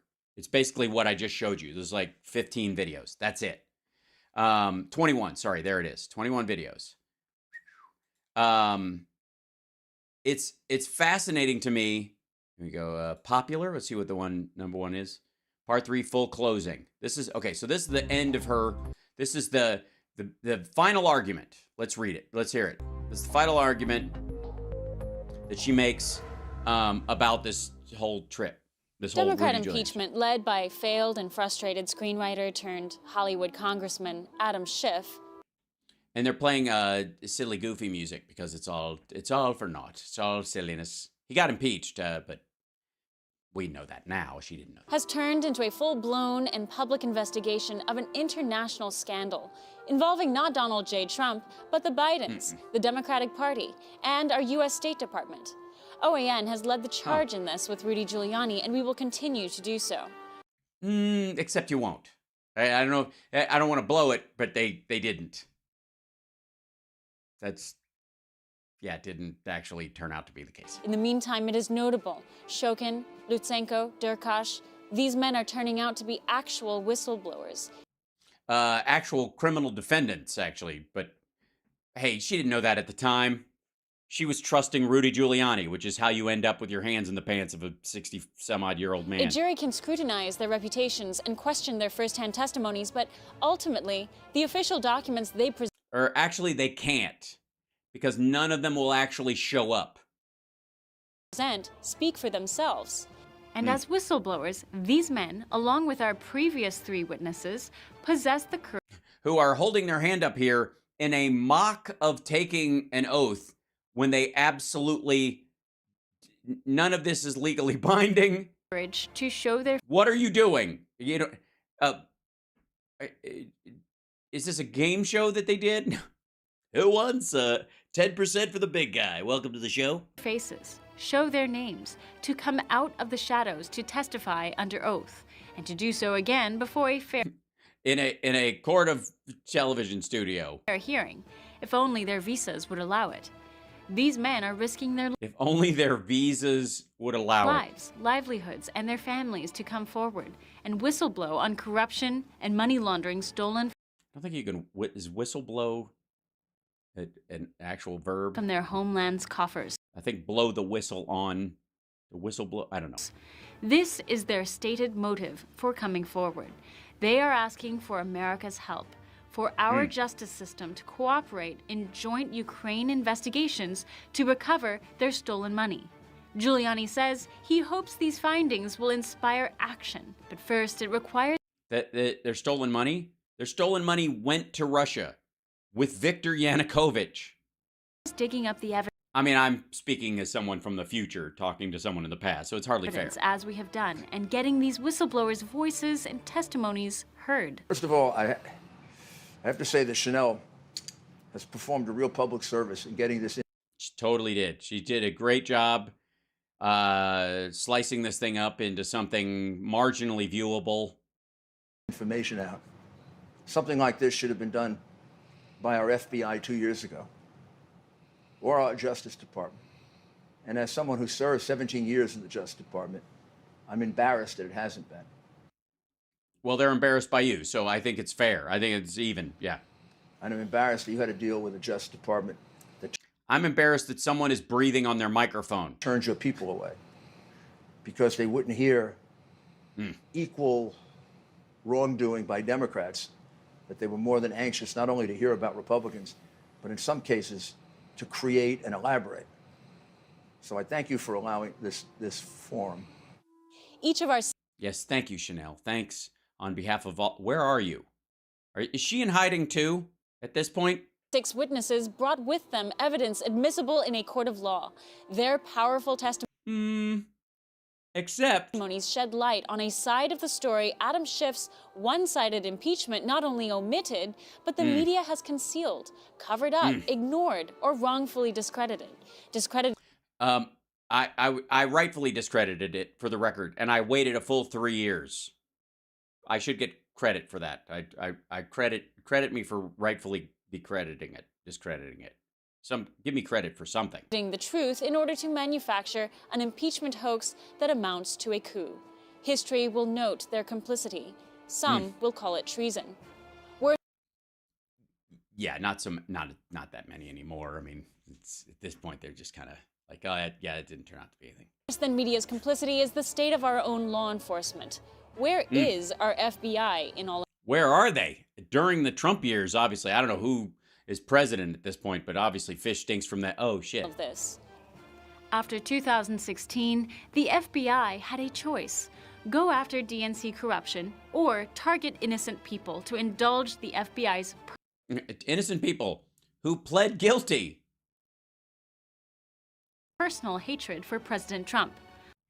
Yes. Fuck Carter Page. The courier who's so stupid, nobody does electronic correspondence with him because they're afraid he'll give it away. On the outside, it appears the FBI has chosen the latter. Chalupa, the Bidens, Devon Archer, the DNC, and others have left not breadcrumbs leading to... But a satellite world of the Earth in the center of the hollow planet that we all... What the fuck is that? Bribery, money laundering... I guess when you run out of pictures that you can steal from the internet, what's left? The package of backgrounds that you bought? Collusion, but floodlights blasting a sheer disregard for the law and for the witnesses prepared to... Floodlights blasting a sheer disregard? I don't know. ...testify. Somebody's trying to fill to the end of the music. Who will act? And what about our State Department? If investigations are opened, will our State Department hand over the transcripts between Joe Biden and Poroshenko? Will the State... Why would you need transcripts? You have the recordings, don't you? Can't you guys have all of them? Why can't you just make transcripts? Pay someone to, if you can afford a flight with Rudy Giuliani to fucking Ukraine and back, and all the hookers and whiskey he needs when he's there, you can obviously afford a transcription service. State Department cooperate with an investigation into the actions of their employees in Ukraine? Our State Department should start operating for us and not to protect some of the people in there who may have done something wrong. For you to do this, I know... Some of the people in there who may have done something wrong. Yes, what a terrible thing when an organization doesn't immediately attack someone and fire them and kick them out because of the accusations made by someone who has no credibility whatsoever. I don't know. It's the good thing about him. Justice. It's just such good justice. Just justice. It's just us. Takes a lot of courage. Courage coming from real whistleblowers. Whistleblowers not huddling in Adam Schiff's basement or behind vainglorious attorneys. No. Vainglorious. That's a good use of the word vainglory. The real whistleblowers are the Ukrainian whistleblowers blowing the real ones who will whistle, blow, and blow the whistle all day long until they get paid to fly to Russia and then never come back. Whistle on real crimes that likely... On donuts, apparently. They brought with them Dunkin' Donuts, I guess. Took place on Ukrainian and American soil in an astounding political scandal. Not only do their evidence and testimony justify President Trump in asking Ukraine about corruption, these crimes remind us it is the president's duty to ensure that our political offices are never used to bribe, corrupt, or steal from foreign nations, regardless the irony of whether a drug addict son is at risk of being exposed for his greed. Wait a minute. How did Don Jr. work his way in? We are all out of time for part 3, but stay tuned. There's going to be a part 4 in 5 years. OAN is currently poring over the rest of this material offered to...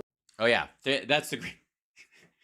This is kind of... Remember I told you one of the funniest movies you can watch is the movie 2012, After 2012? When 2012, all the end of the world movies, especially around 2012, they become comedies the minute the date passes. You know, any type of like horror, sci-fi, any of that stuff. When the date passes, it's suddenly hilarious. Well, listen to how this is being wrapped up. This is 3 fucking years ago. 3, but stay tuned. OAN is currently poring over the rest of this material offered to us by Durkheim and others. And Giuliani is, as of this broadcast, compiling and presenting his own report to the president and to Congress based on what we have found. OAN will await the White House's review of these exhibits before making public the rest of these findings. So apparently Trump and Rudy Giuliani both stopped that process on purpose and didn't move forward with it and therefore that's why OAN never talked about it ever again. Secondly, what this ultimately resulted in was Rudy Giuliani filing an FD 1023, pretending to be a lone whistleblower, passing this information on from other people, and then everybody going, where'd you get this shit from? Like, well, I went over and I paid, OAN flew me over there, and we talked to some people who are under investigation for money laundering for Russia, and they were, get the fuck out of my office. Since launching this exclusive OAN Investigate series, the dam is breaking. More witnesses are coming forward. Yes, the dam is breaking. It's it's got minor cracks. It's only 3.5 years. 3 years? Yeah, 3 solid willing years to later. testify, present documents, and swear under oath about DNC corruption, Biden money laundering, and State Department collusion. They want to testify. And if Adam Schiff or our State Department won't let them, then to testify straight to the American people through our cameras. This OAN Yes, because speaking on camera from a foreign country, that's as good as, testifying under oath in the United States under penalty of perjury. And then having to stay in case you're a flight risk and you're accused of never mind. investigation does not end here. It's only just beginning. And It's only just begun to end. justice will be served. I'm Chanel Rion in Washington. Thank you for watching. Yep. That was 3 years ago and change, right before the FD 1023 was filed. And the lack of movement on it, and the fact that the lack of any grounded evidence involving this information, I think proves beyond a shadow of doubt, until somebody proves me wrong, that Rudy Giuliani himself made the FD 1023 form. He's the one. He was the source. And that's where the whole recordings idea, and that this guy had these recordings, blah, blah, blah, and from his interview. He passed that shit on because he couldn't get anybody else to do it. Or he had Andre Derkash do it. Or they just hired somebody. That's it. That's, this is from 3 years ago. And from this point forward, this is the final bit of this piece that she did. This 3-episode Giuliani nonsense. And what I think you can draw from this, if you look at the details and look at what they were talking about and when they were talking about it specifically, I think this cements the timeline. This is about as it's about as conspiracy theory as I possibly can get. That this makes sense time-wise, that Rudy Giuliani was the source of the FD 1023. And that's why Comer and Jim Jordan and all those guys don't want to give the name out, or refuse to give the name out, or want to keep it redacted, and know that the FBI will never give it out, so they can just act like it's somebody else. That's it. Just saying. Sorry, I had to dive into that. So think of it as a Hal Sparks special report. We had to go into some of that shit because it was just so dumb. And let's see. I guess we can drop in. Okay, I will take a side step into more modern news, if I may, because you want to talk about old news that's getting a shit polish. Nobody does it shittier. Glenn Beck wants to give us a Nord Stream bombing update, guys. This is it. You might not know this, but he's live on the road. He doesn't even have his ice cream sandwich microphone or whatever the fuck. He's on the road. The new investigation into he's doing I guess a book tour with the Mormon Tabernacle in the background. So he's just in Salt Lake City. What should be one of the biggest questions of the last couple of years. It's loud shit. The investigation is now completed. The question is, who blew up the Nord Stream pipeline? Russia. This investigation was. By the way, I don't know if he's coming down off of Sonic, and this, or he's getting more, or there's one around every corner where he's going. Glenn, you need some fucking sleep, or you got to stop consuming so much sugar, dude. It's bad. Led by a, quote, private enthusiast, a Swedish engineer named Eric Anderson. He was fed up over the lack of information, so he decided, I'm going to go down and look myself, which kind of pisses me off. We shouldn't have to wait for a Swedish, what was it, a Swedish private enthusiast to answer one of the bigger questions of our time. But it's not. It's over now. It's been over a year. So what did the private enthusiast tell us? It's a good question. Well, he's Nothing? not sure now. Okay, that's helpful.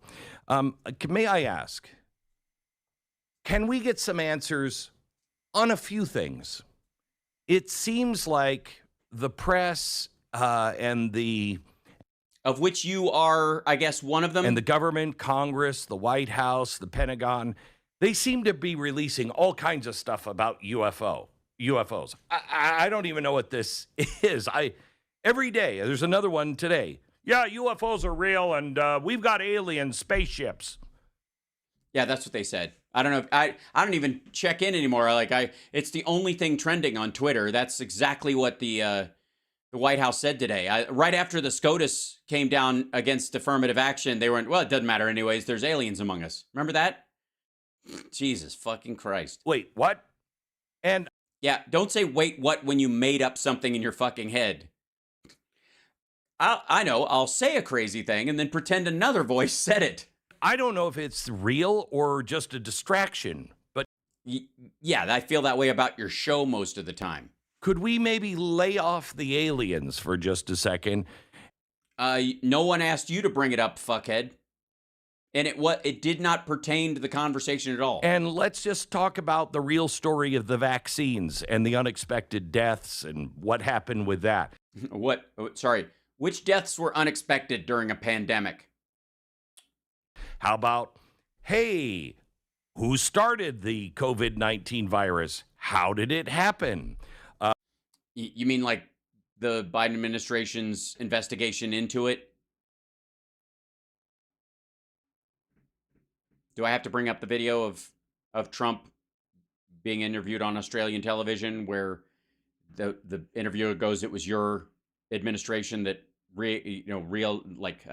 stopped the ban on gain-of-function research in Wuhan specifically? Or could we get some answers on the Twitter files?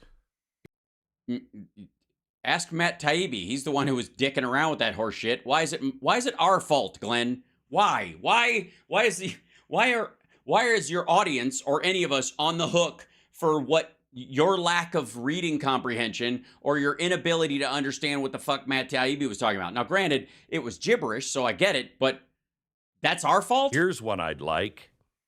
Oh, boy. Epstein's client list. If this guy were a trucker in Nebraska, everyone on that list would have been exposed by now.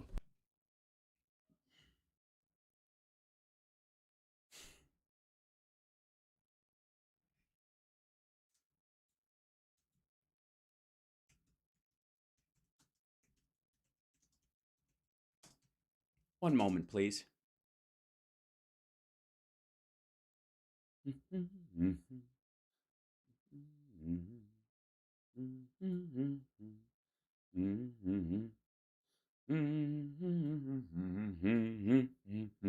Hey, Glenn, you know this guy? Trucker charged in serial killings faces scrutiny across the U.S. Obviously, there are several cases that need to be followed up on. Iowa City, Iowa. Investigators from multiple states were looking Thursday into whether a long-haul trucker from Iowa, who's implicated in at least 3 women's slayings in the 1990s, could be responsible for other unsolved homicides.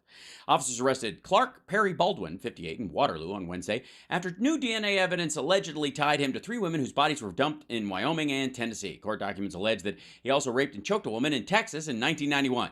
Detectives with the Iowa Division of Criminal Investigation are looking at any connections that Baldwin may have had to cold cases from that era.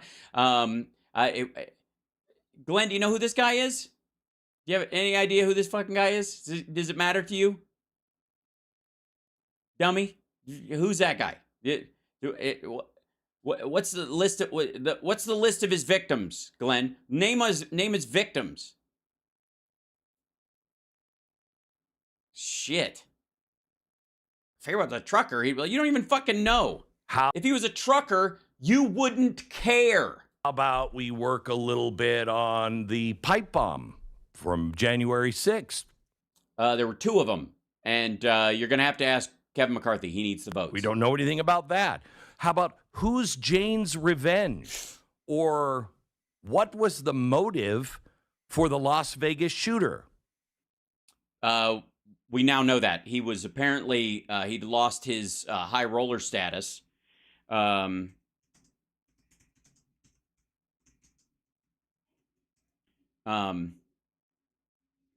Yeah, this March, interesting. We had to wait until Biden was in office to find this out, but FBI documents give new view into Las Vegas shooter's mindset.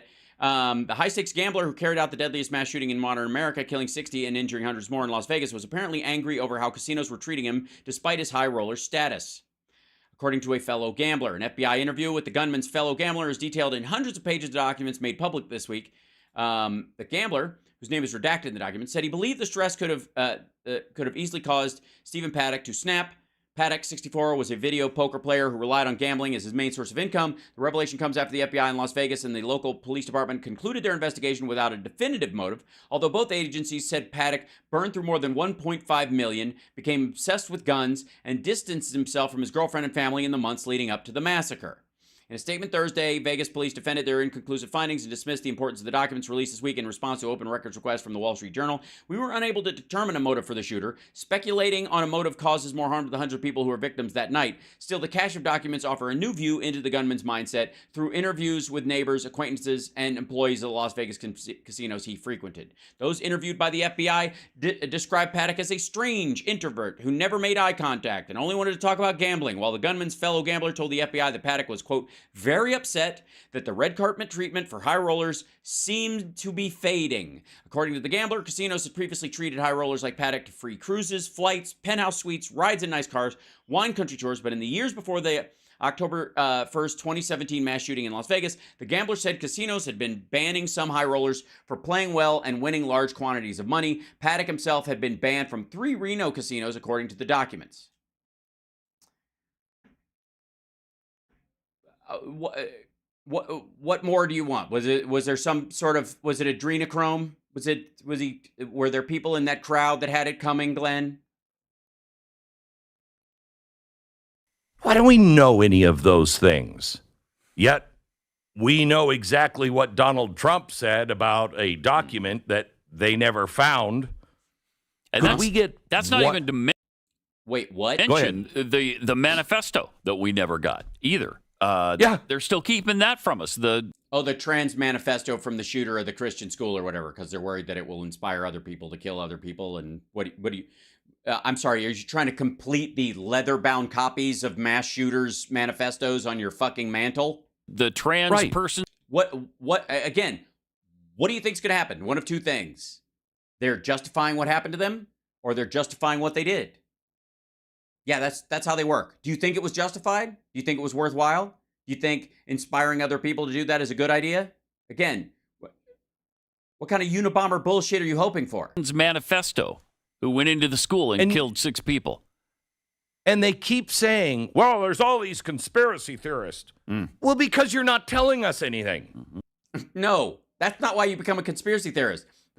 Because details not known or none of your fucking business are not something where you can spackle them shut with George Soros all the fucking time. That's how you become a conspiracy theorist. A conspiracy theorist is not somebody who is aware of what they don't know and while they might have hinky feelings about it, stick to the facts that they do have and draw conclusions from those direct facts. It's somebody that fills in all the gaps in their knowledge with bullshit. You're not coming forth with information that makes any sense. All right, what was the information that would come forth with the Nashville shooter? That they had recently identified as trans, but they weren't necessarily, or they might have been non-binary. They went to the school. They came back later. They shot 6 people, 3 children, and I think 3 adults, and then they were killed. I don't know.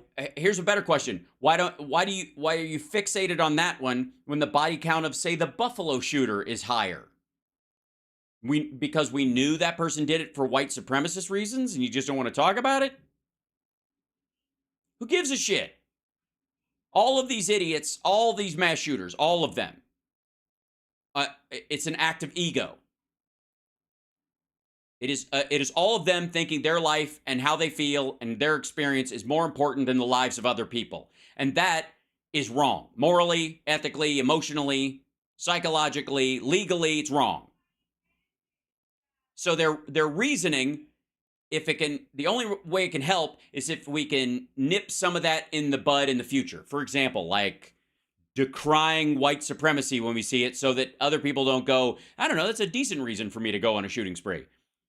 But there aren't a bunch of people going, maybe the way trans people are being treated in law is a good reason for me to shoot up a fucking school with and murder 3 kids and 3 elderly people. What the fuck are you talking about?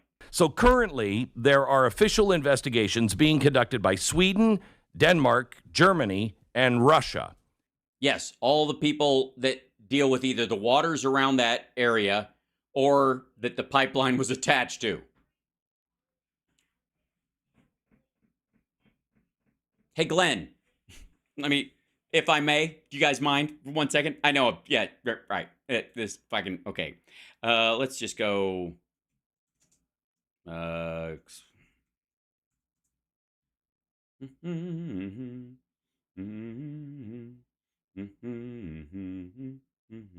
Let's go, I don't know, I'll try.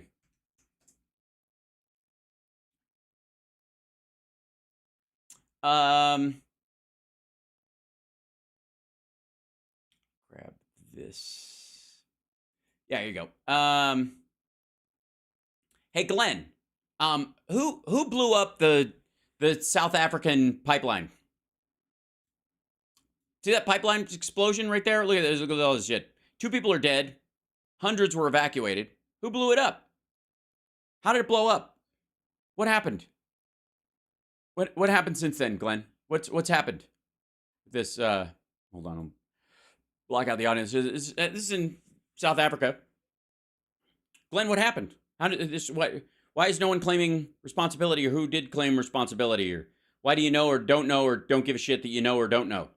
Why don't you care?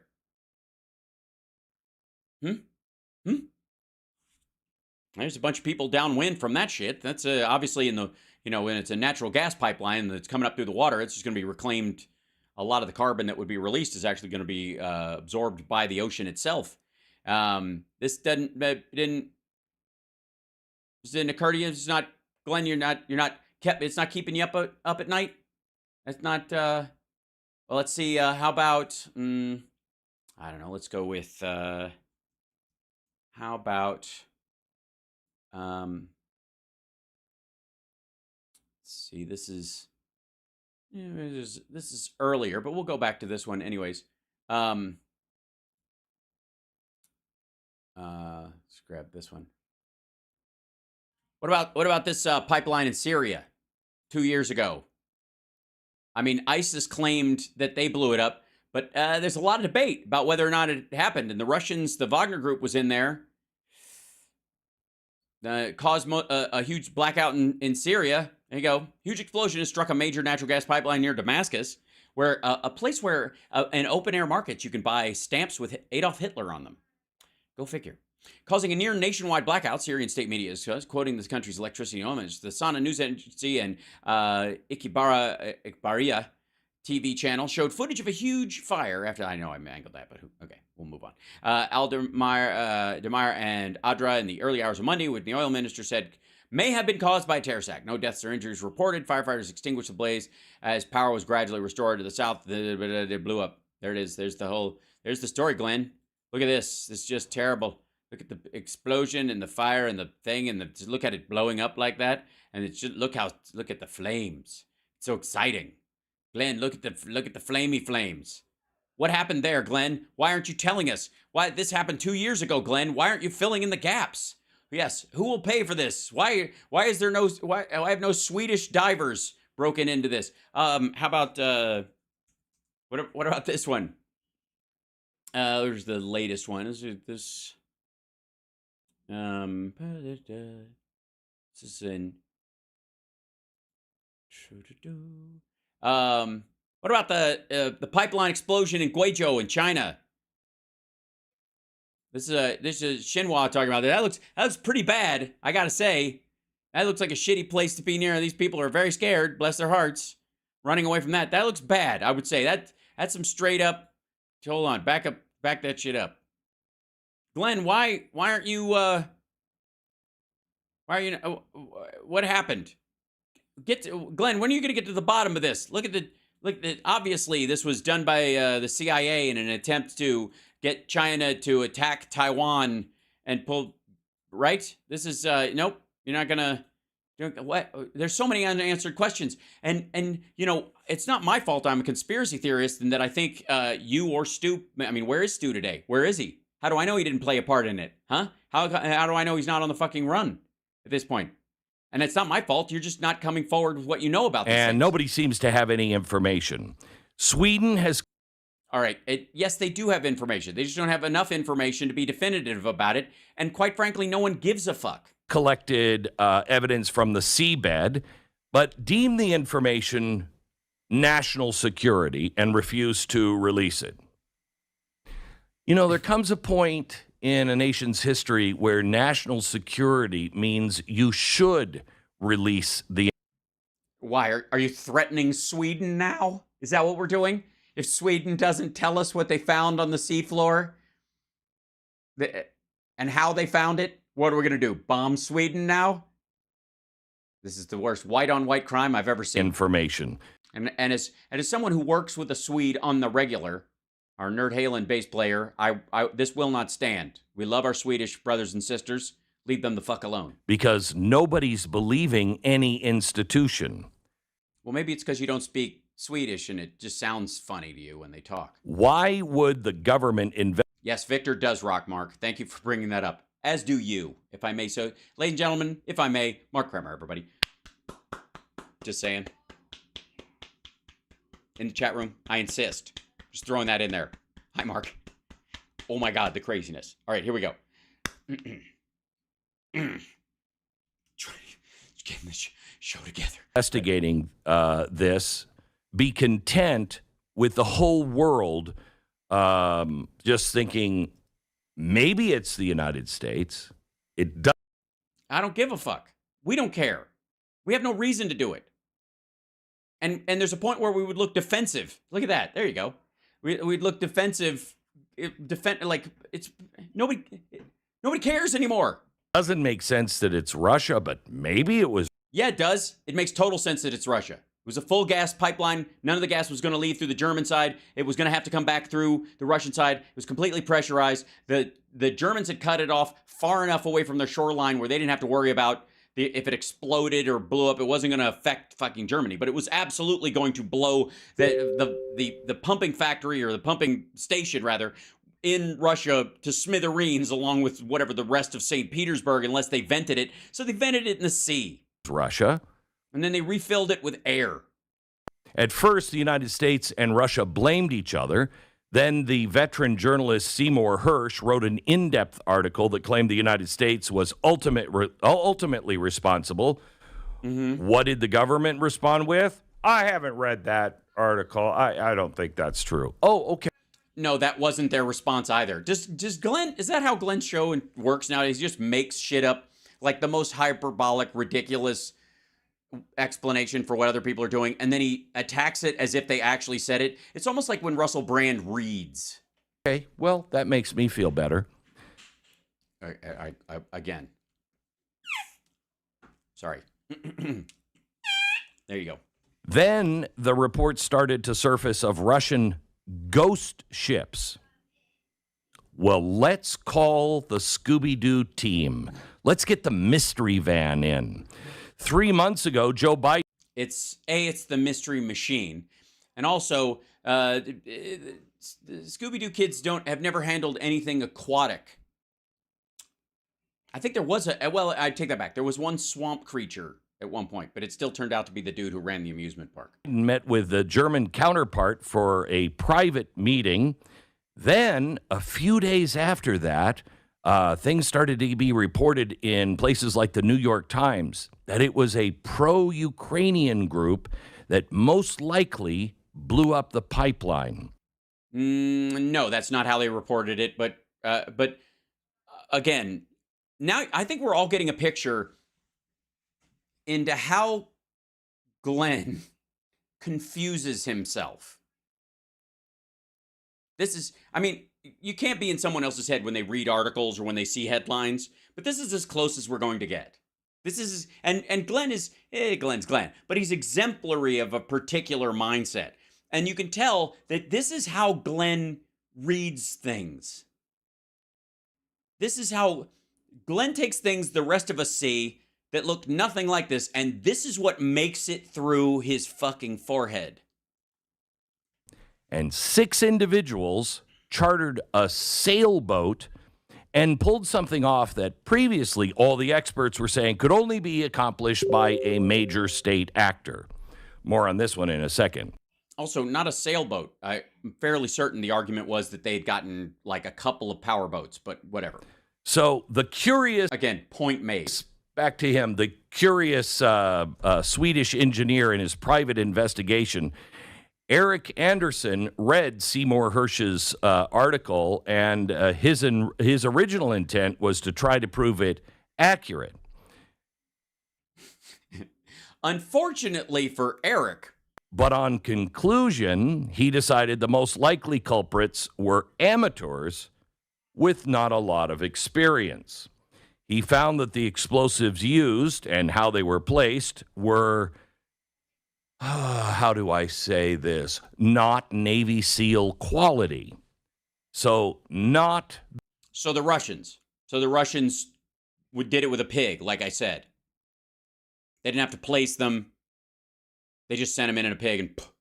Okay. The U.S. government says the private enthusiast. Well, you know what? I feel so good when we're on the verge of World War III. We're not. Or we're already in it. I always get mixed up. That a Swedish private enthusiast could give us the answers.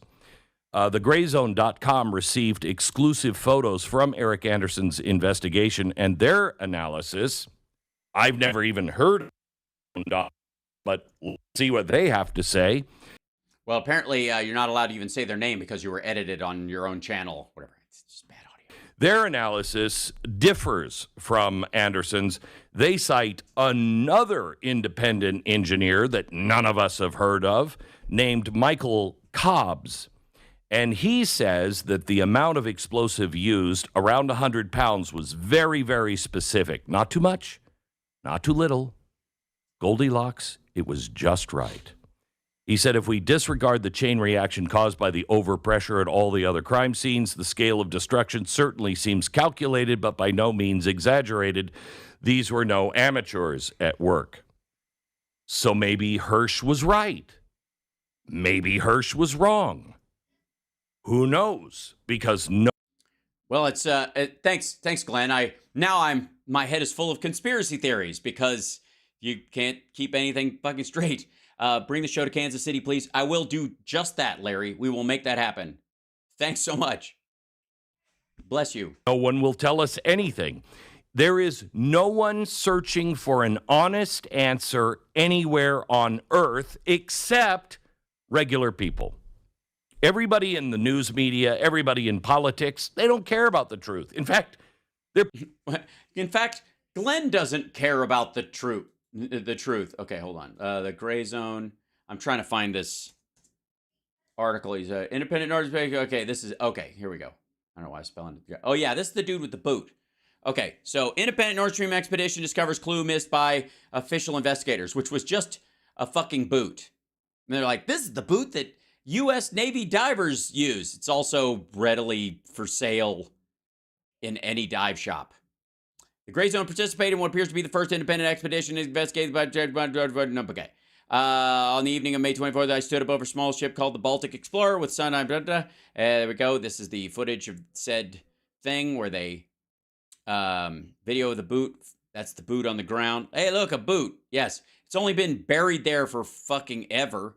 You do realize this thing has been there ever since. Yeah, this is now. Honestly, who thought this would turn into the clunkiest version of Cinderella ever? Now they've just got to go around and see which Navy SEAL this boot fits, and they can marry him or her.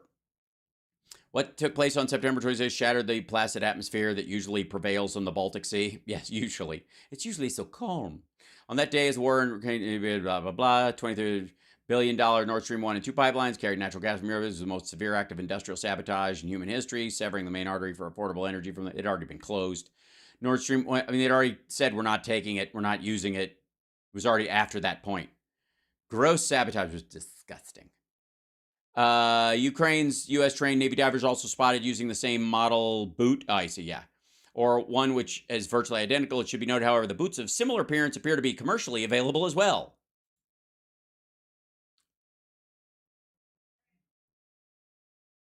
Apparently, you can buy these.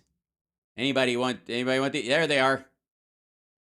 How could they possibly, where are we ever going to get a diver safety overboot for this?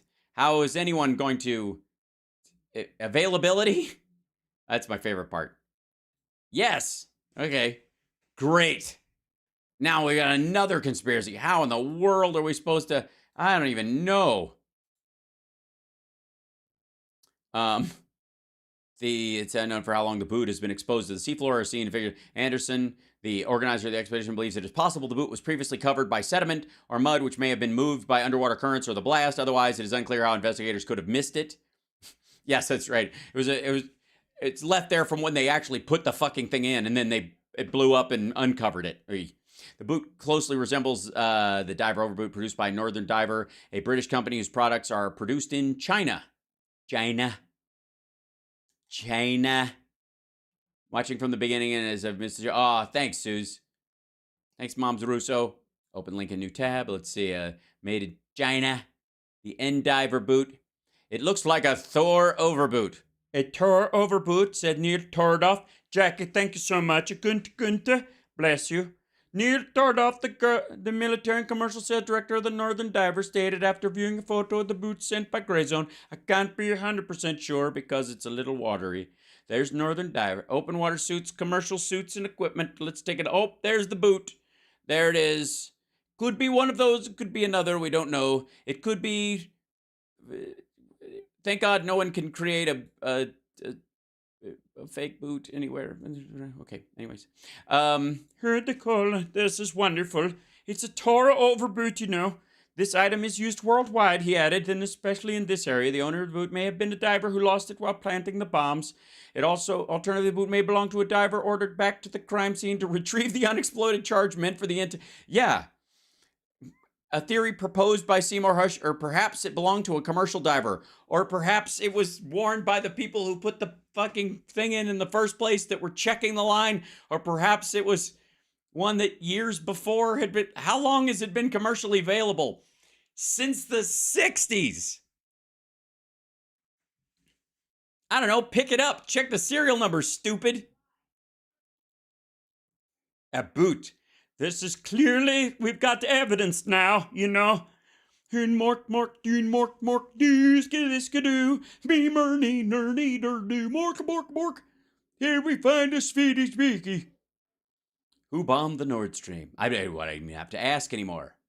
I don't need to know. You don't need to know. Glenn definitely doesn't need to know. Here's the face of a man who's tired of knowing. Sometimes the burden of knowledge is too much. Pushing lies on us all the time. Hey. Oh, terrible. That's to which Glenn says, that's my fucking job. Hey, are you a man? Have you been pregnant before? No, I'm a man, and men can't get pregnant. Really? I'm sorry, then I guess I'm just going to call you fat. Glenn, has somebody walked up to you and jokingly said, hey, how many weeks? And you actually thought that was a legit question? How dare you say that? This always comes back to something like trans. Like in his everyday fucking life, he's always having to go like, oh shit, we've all got to step back, let the transes get their thing first. Every time I'm at a buffet, whenever I'm in line at Sonic, they have like a trans to the front of the line thing. I'm always put out by everything comes back to it. Good now, Lord. here's what they... 0.51% of the populace is interfering with... He would have sold all those books by now if it weren't for the transes. They will tell us. After Biden met with the German prime minister, and this is the only official narrative that we have, a pro-Ukrainian group of 6 individuals that are connected to the Ukrainian military chartered a sailboat and set off to... They charted it. Did they draw a chart of how you make a sailboat? You mean they chartered it? But okay. To blow... And by the way, this was a temporary... This was a story that floated up as well. Up Nord Stream. How do we know this? Well, apparently a tip came in from a, quote, Western intelligence agency. Oh. They said 5 men and 1 woman, loaded diving gear, oxygen tanks, and 100 pounds... and 9 boots.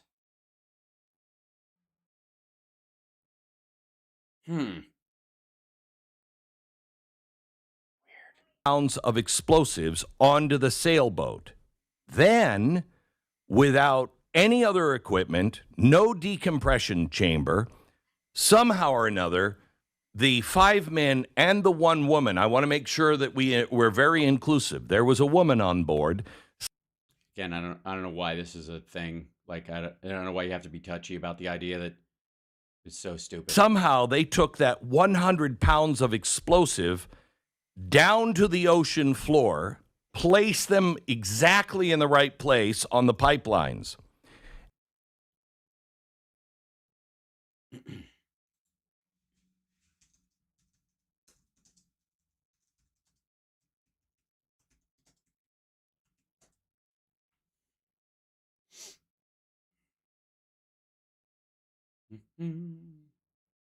Let's see.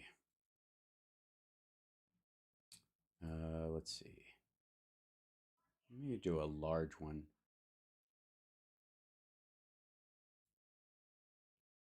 I mean,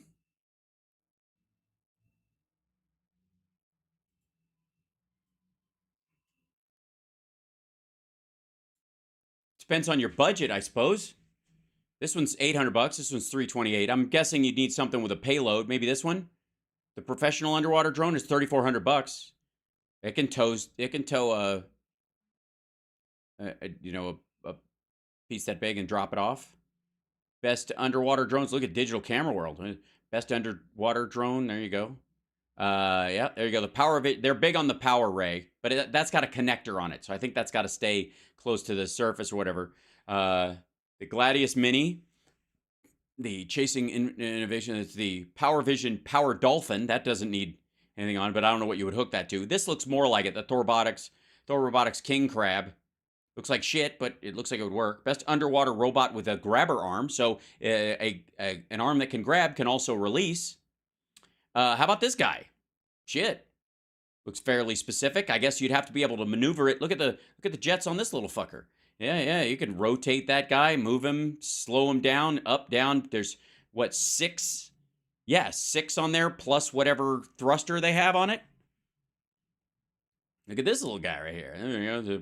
It's a Pro K camera one. Look at this big one, though. That's the Chasing M2. It's like Chasing Amy, but M2. Look at the movement on these thrusters here. These little propellers. There's 8 on the front and 8 on the back.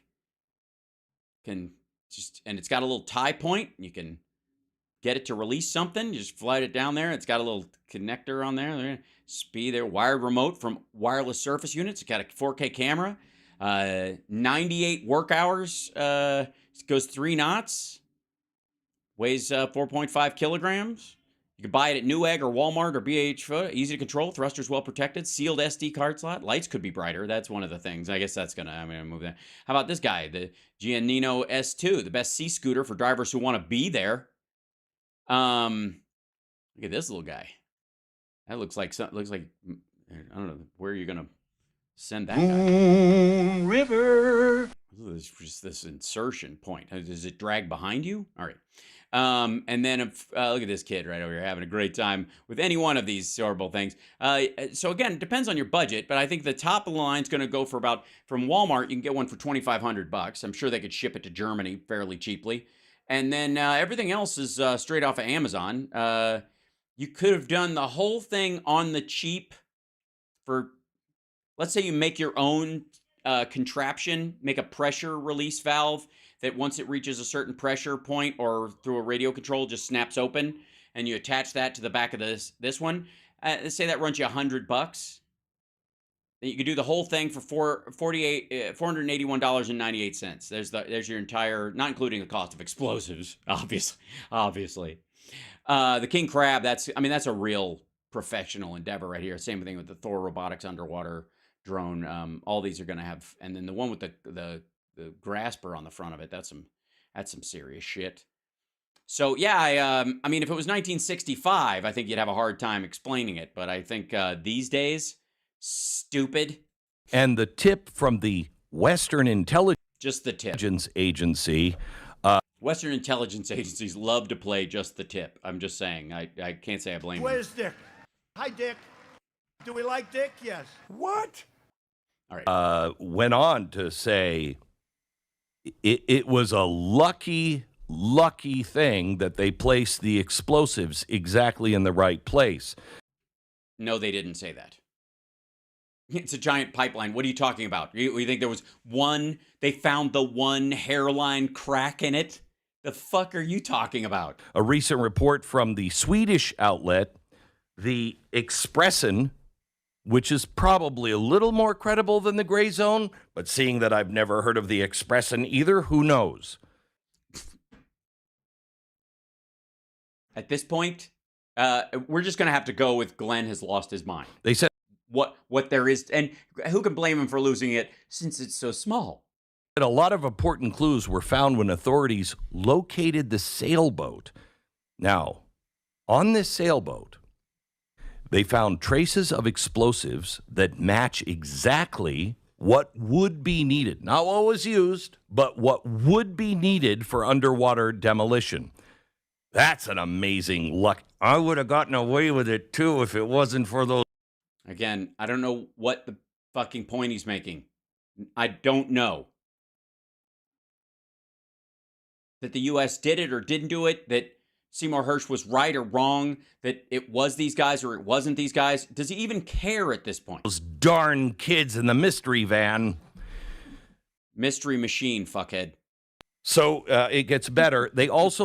It has to. It has to. Found a forged passport, and it was left behind on the boat. Now... Okay, there's going to be a 9/11 reference here, no doubt. This is very fortunate for us. I mean, it's probably pretty regular that a clandestine operative, 5 men and 1 woman, leave behind identification at the crime scene. But they tracked down, the Expressen did, they tracked down the person identified on the passport, who, of course, was Ukrainian. Also, of course, they can't find him. They don't know what happened. Hey, maybe he's from the Donbass. Maybe it's because it's Russians. Maybe because they made this shit up. When's the last time, by the way, just for the record, when's the last time we saw fake passports, just in general, in the story of Ukraine and all this other stuff? Hold on. Let me see if I'm typing correctly.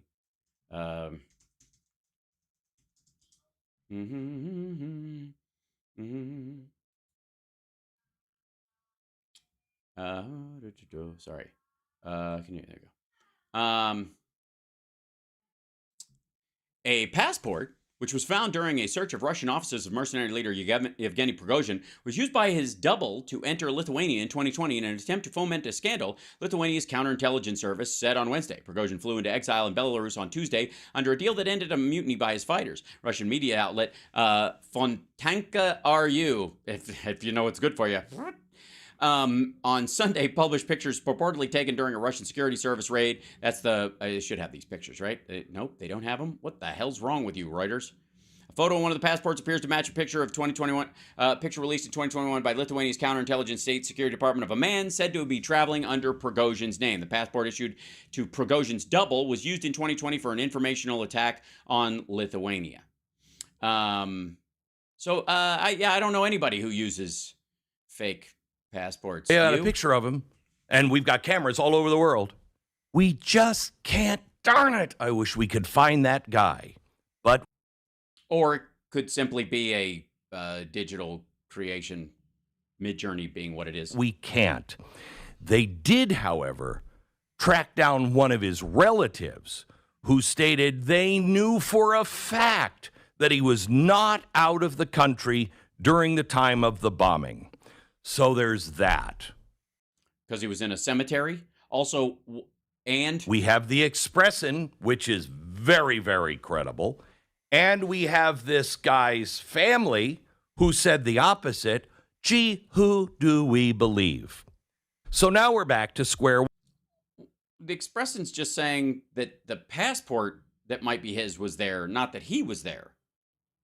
That doesn't mean somebody didn't steal his identification if they look vaguely like him and try to track down this dude who may either be fighting on one side or the other in Ukraine for Russia or for the Ukrainians, or might be dead or might be alive and might be in hiding, might be on the run, and that's why they used it. Maybe he's been captured. Who knows? One, we currently have 4 official investigations. 2 of them are private investigations, and one with an extremely lucky Western Intelligence Agency tip that claims 6 people on a sailboat pulled everything off. Okay, hold on. Wait. Let's see. Nord Stream to Ukrainian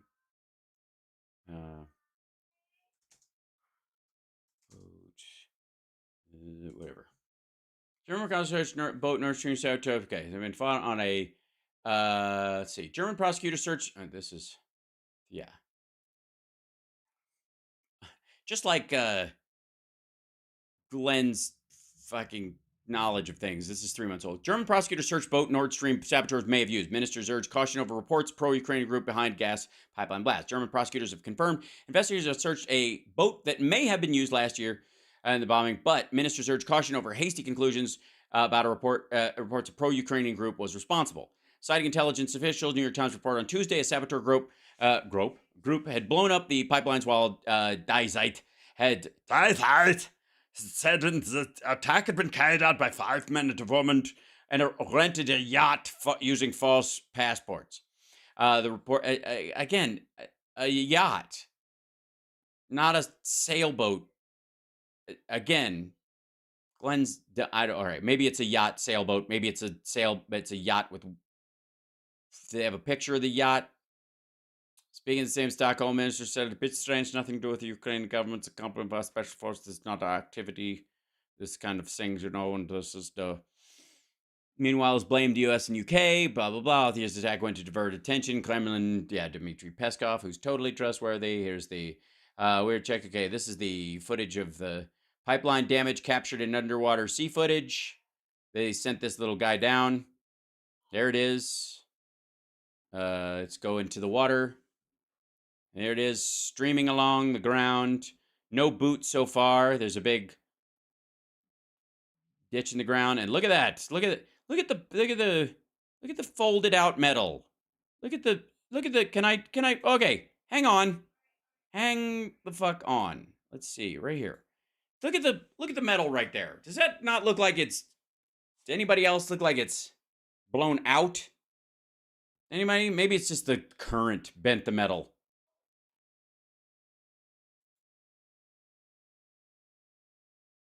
Yep.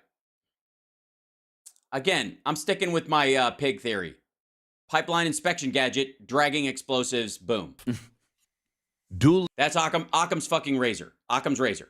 There's no video or sensors or anything from Russia that says something outside of it was ever laid or hit or pointed. They've got cameras along the entire thing. They've got sensors along the whole thing. They've bragged about it, and yet they aren't releasing the footage. So if they're not, they have a reason for doing that. And also, since the pipeline looks like it was blown up from the inside, I'm going with blown up from the fucking inside. Dueling narrative after dueling narrative.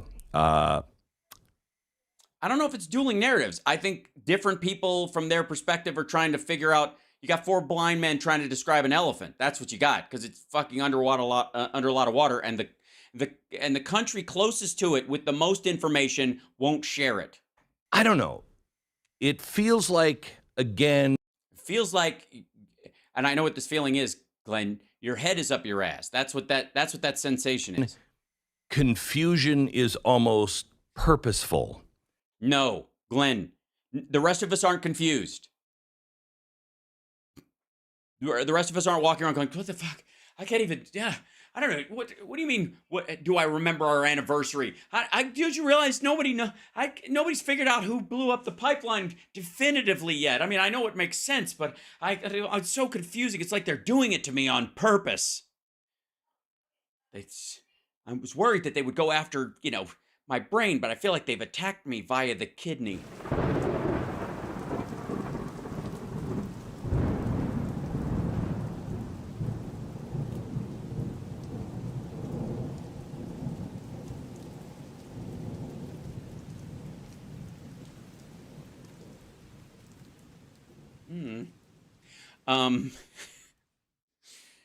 Yeah, they're trying to confuse you on purpose. As other people try to find out something that's difficult to find out, the fact that they haven't found it out yet is a plot to make Glenn Beck more confused than he already is. I got news for you, dickhead. It's not possible. You are peak confusion. The media is doing absolutely zero real investigation and... Hey, dickhead. Most newspapers don't have a submarine. And they sure as shit aren't going to, when they can barely afford to send reporters to crime scenes in their own goddamn cities, aren't going to start renting submersibles from rich dickheads, because look how that turns out. Journalism. None. Then do it yourself. You wrote a whole fucking book. Is the solution to the Nord Stream mystery in here? No? Then fuck you. Outside, of regurgitating, stuff from their usual, insiders and unnamed sources tell us. Really? Is that somebody from the NSA? Is that somebody from the CIA who's been obviously feeding you false information for years? Why? Again, what evidence do you have that they've been feeding them false information? What does that even mean? Where's the false information? What, in regards to fucking what? Yellow cake in Iraq or something? Is it we're going back to that? Or is it just that any inside source is automatically a CIA spook because now it's the CIA of the gaps? Like everything that happens in the fucking world is, Twitter, something's happening. Andrea, is something happening on Twitter that I should know about? Something terrible? Something, or did I go down on Twitter? Who knows? It's hard to say, these assholes. Speck quitting himself. Trump's latest. Moms for Liberty.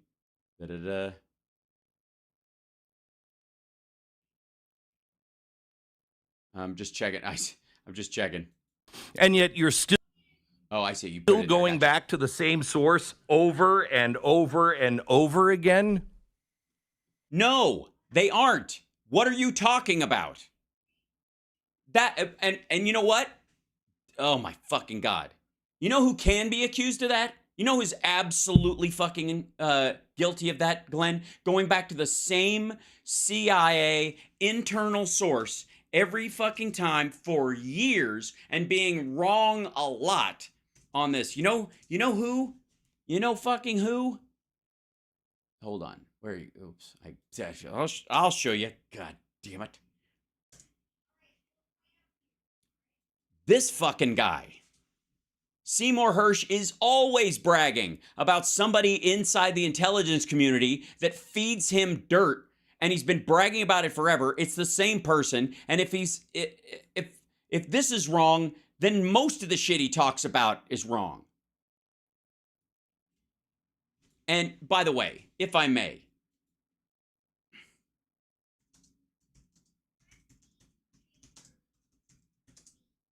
so let's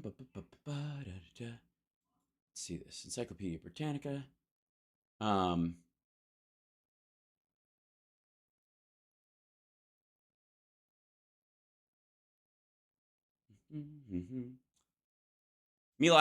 My Lai Massacre. Okay, this is Seymour Hersh gets credit for this story, even though he piggybacked on somebody else's. Let me run this by you, because many people know that Seymour Hersh made his bones talking about the My Lai Massacre, and he's known in many ways for telling this tale. Now, I'm gonna as I break down what happened, and I go through this, and this is Britannica's version of events, but it's nobody disputes the breakdown of it. I think Andrea, I thought you meant you were giving out my ad house marks, and I thought that something had happened. I thought you were referencing me. Never mind. Anyways, so okay, shortly before 7:30 a.m. on March 16th, 1968, Sunmai Village was shelled by U.S. artillery. The preparatory barrage was intended to clear a landing area for Charlie Company's helicopters, but its actual effect was to force those civilians who had begun leaving the area back to My Lai in search of cover. Minutes later, Charlie Company's 1st platoon, led by Lieutenant William Colley, was inserted a short distance to the west of the sub-hamlet known locally as Shomlang, but marked as My Lai on U.S. military maps. Now, they had been told that everybody would, the artillery would drive everybody out, and anybody left behind was an enemy combatant. So they're rolling into this with that idea. By 7:50 a.m., the remainder of Charlie Company had landed, and Cali led the 1st platoon east through My Lai. Although they encountered no resistance, the soldiers nonetheless killed indiscriminately, meaning they were firing into hamlets. They didn't see anybody. They were just shooting at people, anybody that moved, from relatively far away and then up close. And these guys fucking slaughtered people. This is not the part that I have an issue with the story of. Watch this. Over the next hour, groups of women, children, elderly men were rounded up and shot at close range. U.S. soldiers also committed numerous rapes. Charlie Company's 2nd platoon moved north from the landing zone, killing dozens, while 3rd platoon followed behind. Charlie Company was doing a wipe of this. This was, this was, again, not in dispute at all. Destroying the hamlet's remaining buildings and shooting survivors. At 9 a.m., Cali ordered the execution of as many as 150 Vietnamese civilians who had been herded into an irrigation ditch. Sergeant Ron Haberl, a U.S. Army photographer attached to Charlie Company, documented the events of the day. He used a black and white camera for official Army records, but shot in color on his personal camera. Many of the black and white images depicted soldiers questioning prisoners, searching possessions, burning huts. Although the destruction of property violated U.S. military command directives, such actions were typically a search and destroy mission and did not provide direct evidence of war crimes. Haberl's personal color photographs, which he did not turn over to the Army, were later published in the Cleveland Plain Dealer and Life magazine. One graphically depicted a trail littered with bodies of dead women, children, infants, and other captured a group of terrified women and children moments before they were shot. These photographs served to galvanize the anti-Vietnam War movement and became some of the most recognizable images of the war. As the massacre was taking place, Warrant Officer Hugh Thompson was flying a scout helicopter at low altitude above My Lai. Observing wounded civilians, he marked their location with smoke grenades and radioed for troops on the ground to proceed to those positions to administer medical aid. This is the story. Warrant Officer Hugh Thompson is a fucking hero. Follow this. This is the part that always gets kind of like, when you talk about what happened there. Charlie Company was engaged in brutal, horrible violence, no question. Then comes in the regular order soldiers. Was flying a scout helicopter at low altitude above My Lai. Observing wounded civilians, he marked their locations with smoke grenades and radioed for troops on the ground to proceed to those positions to administer medical aid. After refueling, Thompson returned to My Lai only to see the wounded civilians subsequently had been killed.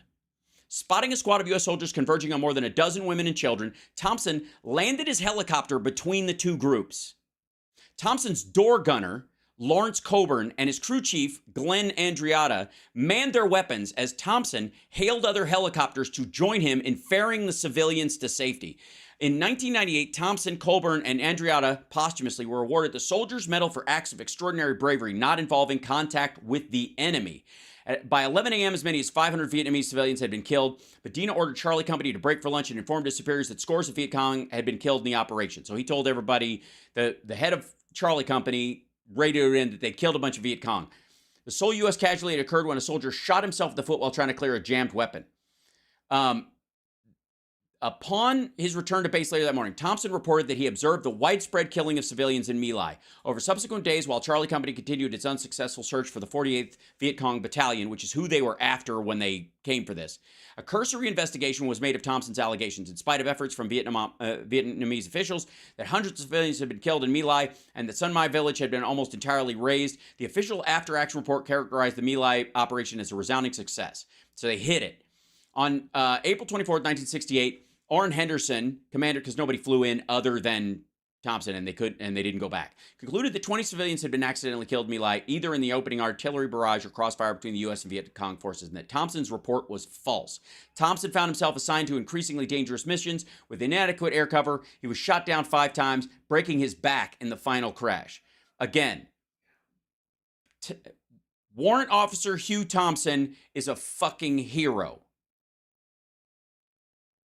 By late April 1968, Ronald Rittenauer, this is the guy who actually broke the story, not Seymour Hersh, a helicopter door gunner who had trained with members of Charlie Company, had begun to pursue an informal investigation of the massacre after learning of it from troops who had been present that day. Rittenauer spent the rest of his time in Vietnam gathering eyewitness testimony. Having returned to the United States and separated from the Army on March 1969, Rittenauer mailed a report of his finding on the Pinksville incident to members of Congress, the Pentagon, others in Washington. This letter officially sparked official investigations of both the massacre itself and the subsequent cover-up. Rittenauer, Medina, Thompson, and Calley were among those interviewed, and in September 1969, Calley was charged with the murder of 109 Vietnamese civilians. Acting on a tip, journalist Seymour Hersh made a contact with Calley's defense team. In November 1969, Hersh's Pulitzer Prize-winning account of point-blank murder at My Lai appeared in newspapers along with Haberl's photos, shocking the world. In addition to Calley, Medina and another officer, along with the 9 enlisted men, were charged with crimes in connection with My Lai. With the exception of Calley, all of those charges were acquitted or had their cases against them dismissed before trial. In stark contrast with the defendants at the Nuremberg trials that followed in World War II, the members of Charlie Company were successfully able to argue they simply had been following orders on March 16, 1968. At the conclusion of Calley's court-martial in 1971, he was found guilty of the murder of 22 Vietnamese civilians and sentenced to life in prison. Many observers, however, believe that Calley had been made a scapegoat, and in 1974 he was paroled. The massacre and other atrocities revealed that the trial divided the U.S. public and contributed to the growing disillusionment with the war. Now, couple of things. One is, the primary story of that day is not so much that quote-unquote, a group of Charlie Company went native thinking they were coming across a village after they'd been at war for a long time and a mess, and they opened fire, they engaged in atrocities that no one forgives. The part of it that I take issue with is that Warrant Officer Hugh Thompson was a man who single-handedly saved hundreds of Vietnamese people by ordering his gunners to point guns at our own troops to stop them from engaging this behavior. And his name is all but invisible from most of Hersh's telling of the story, and certainly the retelling. The second part is that Ronald Rittenauer is the guy who actually did all the legwork. The Seymour Hersh got to print it effectively with those pictures because of the paper he was associated with. He didn't go back and build this. So build this case from nothing or go and interview these people and come across this. He didn't. He got a tip from somebody on the inside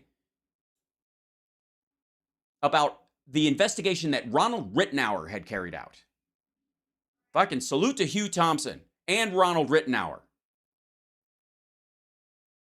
And quite frankly, his gunners, I don't want to screw up their names. So Thompson's door gunner, Lawrence Coburn, and his crew chief, Glenn Andreatta. Lawrence Coburn and Glenn Andreatta and fucking Hugh Thompson fucking deserve,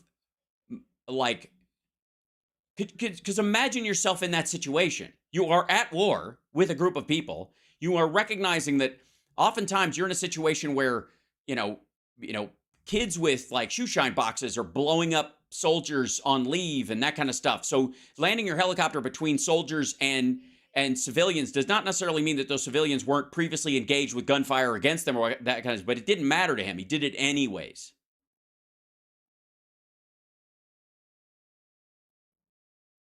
And at that point, this guy lands his helicopter between them and has his guys turn their guns towards the soldiers and tell them not to advance. Imagine being in that situation yourself. You see this happening. You think that the soldiers were going to come back and help them, and then you fly back, and the people that you thought were going to get medical care are fucking dead. And you realize that Charlie Company is killing these people, and you land your helicopter between them, the civilians, and these advancing soldiers, and you and the gunners on your helicopter aim your guns at these guys who have been wiping people out all day. Just run that through your head, what that would take, what that would mean, because you could be on the receiving end of this. If they're covering their crimes, you're done. This is gonna be a gunfight between you and your own U.S. soldiers. So fucking God bless that guy. Holy hell. The horror of Charlie Company is, and the size of that group, that's the size of Charlie Company engaged in this, the 1st, 2nd, 3rd platoon of Charlie Company engaged in that, by the volume of people involved and the stuff that they did, is a horrifying tale and is unforgivable in my estimation. But not surprising in the case of the Vietnam War, if you followed that, or any other war in history for that matter, as much as this is. The surprising part was this. So, on top of that, also giant kudos to Ronald Ridenour, who, after Thompson and those guys had filed their report to try and tell what the fuck had happened, it got buried because everybody was worried about the war and fucking all the uppers were, who knows who they were hiding it from above them. But Ridenour went to Vietnam and went through eyewitness testimony, both soldiers and civilians. And he brought that information back. And who gets credit for everything? My Lai is now associated with the greatness of Seymour Hersh. And let me show you the sentence that bugs the fuck out of me in this. Acting on a tip, which is Seymour Hersh's entire career, it seems at this point, including his bullshit about the Nord Stream. Acting on a tip, journalist Seymour Hersh made contact with Callie's defense team.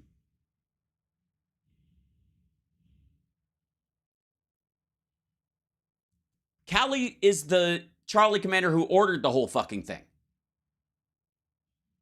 Of all the people, did he call Ridenour acting on a tip? Ridenour created this whole thing. You might want to reach out because he did interviews and... Who did Seymour Hersh get a tip to reach out to?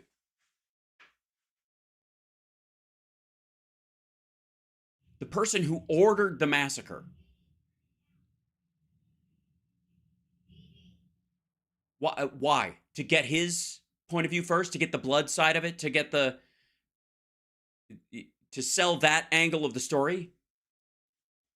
Instead of the other side of the story, which would have, very possibly, if you told it from the point of view of these guys did this, were in the process of doing this thing, and Hugh Thompson, an American helicopter pilot, saw what was happening and landed his helicopter in the middle of this, and he and 2 of his men stopped this massacre in its tracks.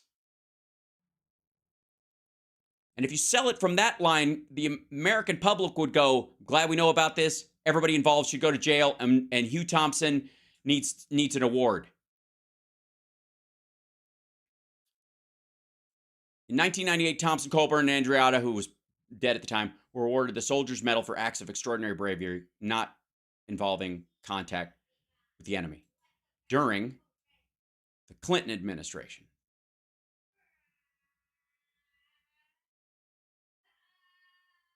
Yes, Calley was later pardoned. However, not at that time. At that time, this was the lead up of it. And I think it was during Ford.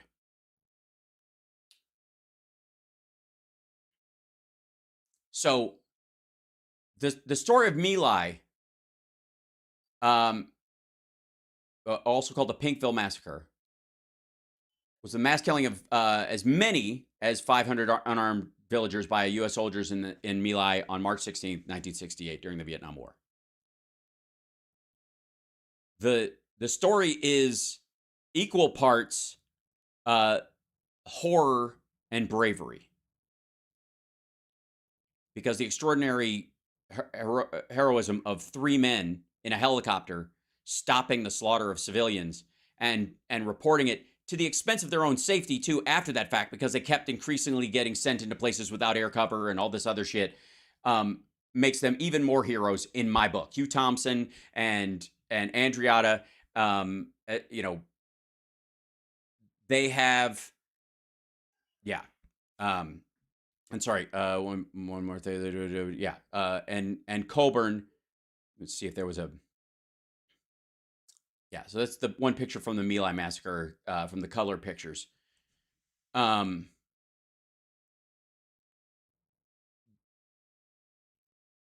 He's associated with it. If you look in Britannica, he's literally, if you look at the My Lai Vietnam War in the media, the first thing under this, Seymour Hersh. The breakdown of him.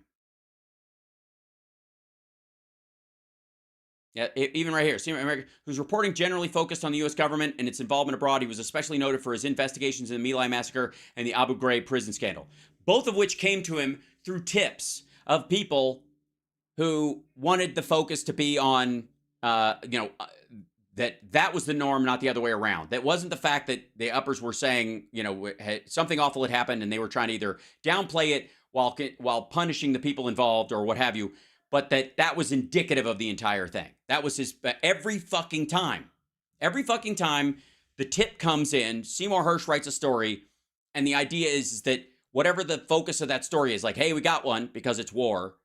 We got one that's particularly awful. People will hate this. Your job, Seymour Hersh, is to paint the entire circumstance with that brush.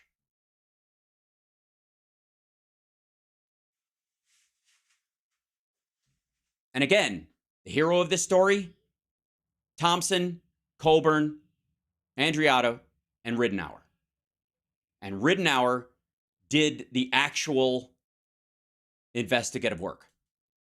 Ronald Ridenour should be the name associated with the My Lai Massacre being made public, people knowing about it, it leading to prosecutions and the like. But Seymour Hersh gets credit for it after being tipped off by arguably the same person who apparently gives him his tips. And his first reaction is to contact the defense team of the man who arranged for the massacre. Rant over. So chalk this one up to yet one of the greatest mysteries of all time that places us on the verge of World War III. Excuse me, I thought we were, are we on the verge of the tip? I've got to, I need to know. That will probably take us several years to actually find out what the truth is, but don't. Well, I mean, do we have several years? I mean, we're on the verge of World War III. It's the tip of World War III. How do you wait several years to find out something? Obviously, by the end of the war, we'll be, sifting through nuclear rubble, looking for the answer to who blew up the pipeline, when the answer is, obviously, we'll just, I guess, fly an abandoned bomber aircraft all the way to Russia and just, shake one of them by the collar and make them admit it. Don't worry. They're very, very close to telling us the whole truth on the Kennedy assassination. So this one's right around the corner. Okay, and again, and this is him going to commercial. Are Nord Stream pipeline explosion answers being hidden is the name of this video. one of the biggest questions yet to be answered.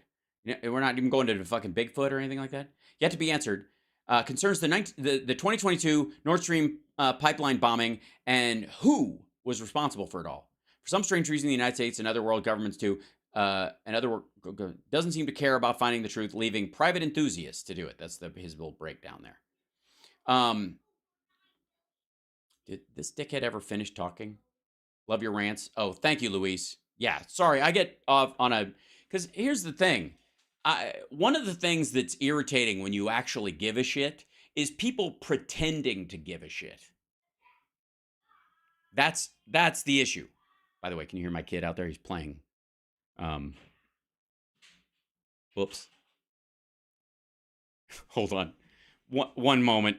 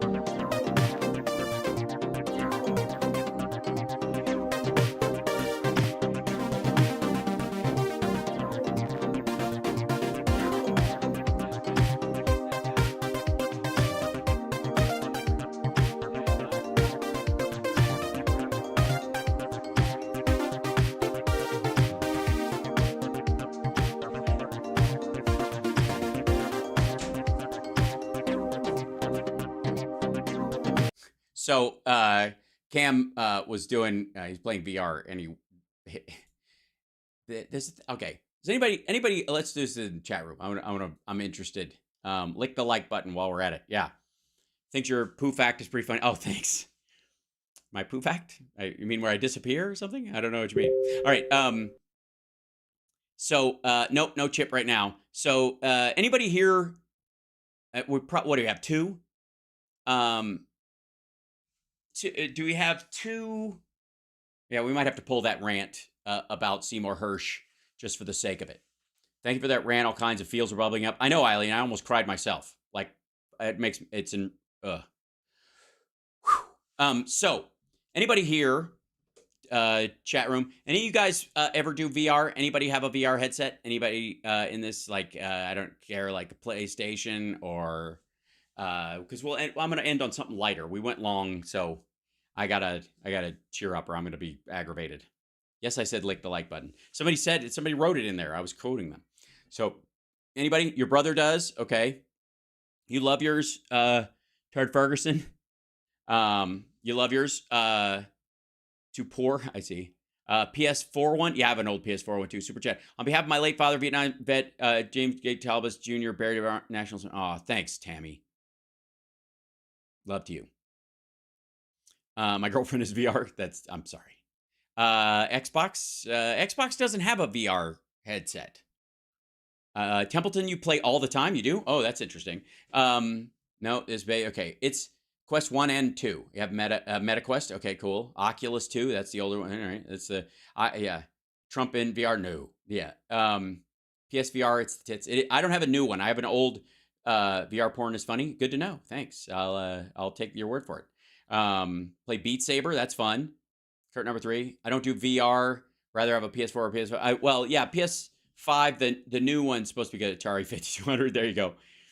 No, but it would be cool. Vive Index. There you go. That's a very fancy one. PS4. I have an old PS4 one, but we also have the Quest 2, and or the Oculus, which was what they bought up.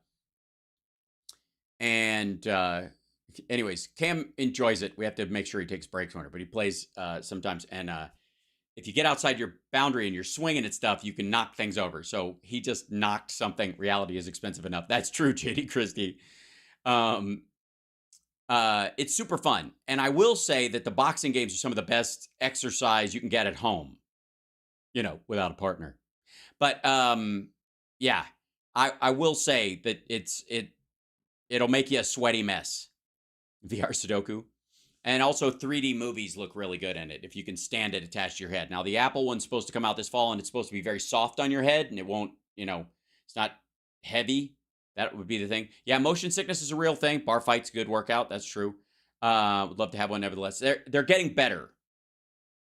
The John Wick one is amazing. The game, I don't know that I've played that. Interesting.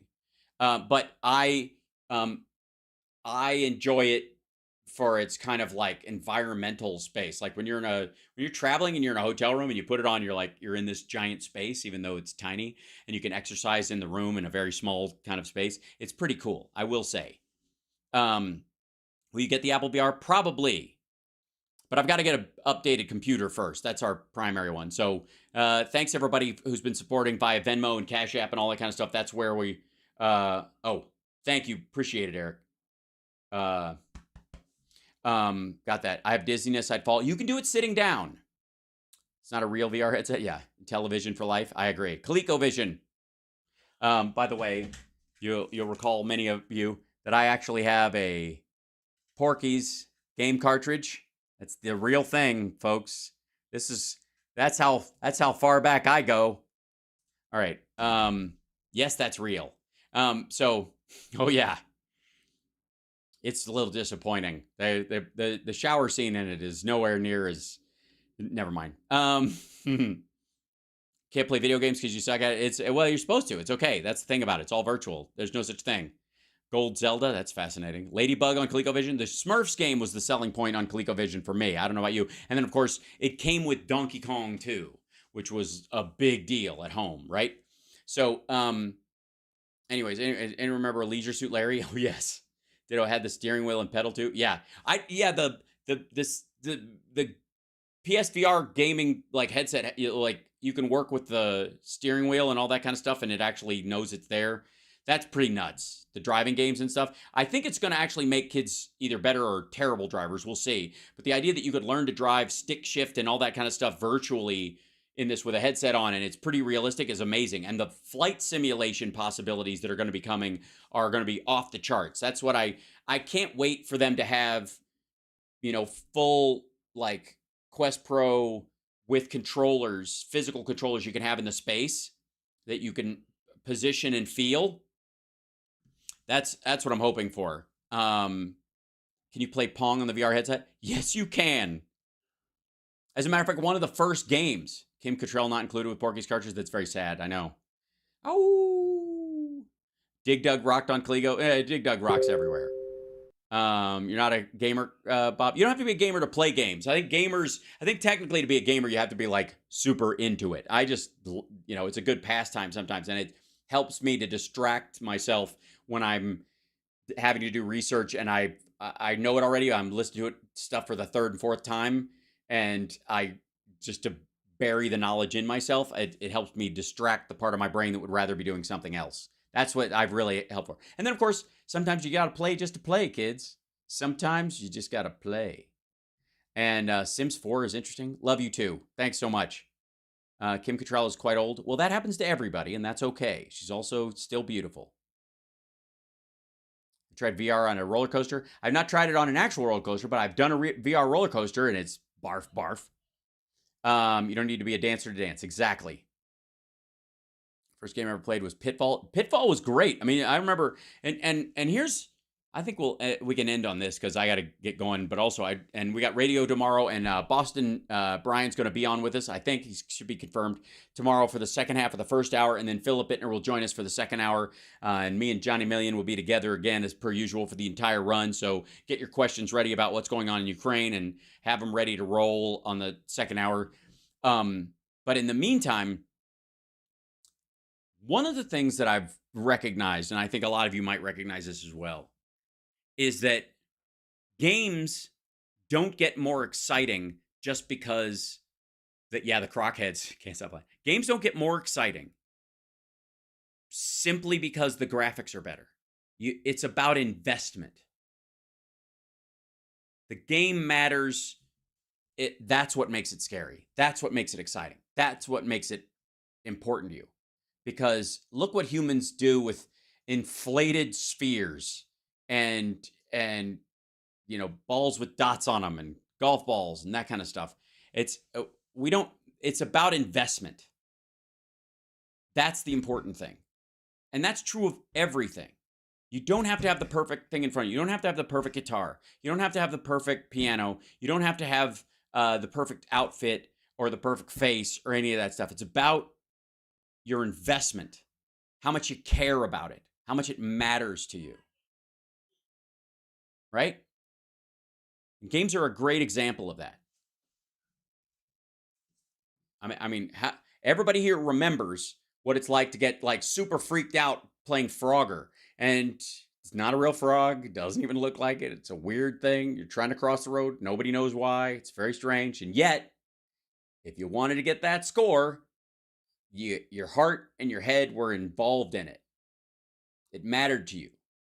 And the greatest way to make something seem better than it is and seem more, I guess, of quality, I suppose, is to check your investment in it, how much you care. And when we look at what happened today with the Supreme Court, and I said this earlier when it happened, that decision on the Supreme Court about the things we saw today, as bad as they were, and I would put this with Dobbs as well, those happened in 2016. That fight, that circumstance, the result in getting rid of affirmative action, the Dobbs decision, the website decision, which is weird in another conversation, but understood that whole decision about all of it was over before the cases even got to them, because that was the goal. That was to get these cases in front of these people, these particular people, these kinds of people, and they will rule the way we want. And the reason that people, that this happened was because a bunch of people did not engage in the game that was in front of them. They were looking for one with better graphics that was more expressive and the grass was greener, and because the graphics are always greener on the other side of the hill. And they blew it off. And therefore, the decision about how to fix these things will not only be decided by who's the president next time, but also who's in Congress and who's in the Senate. How many people we have in there to get the bills that we want to get passed into law, written through committee, out onto the floor, voted on as they are without having to need a bunch of amendments and then getting through the Senate, back to the House, and then to the presidency. That's work. That's the work. And it may be that some of these people wish that they were playing some sort of like super VR, realistic environmental thing with smell-o-vision and all this shit. But the reality is, it's the game that's in front of you that's real. And your investment in it is what makes it exciting, makes it important. And your awareness of what's on the line, winning or losing, for real.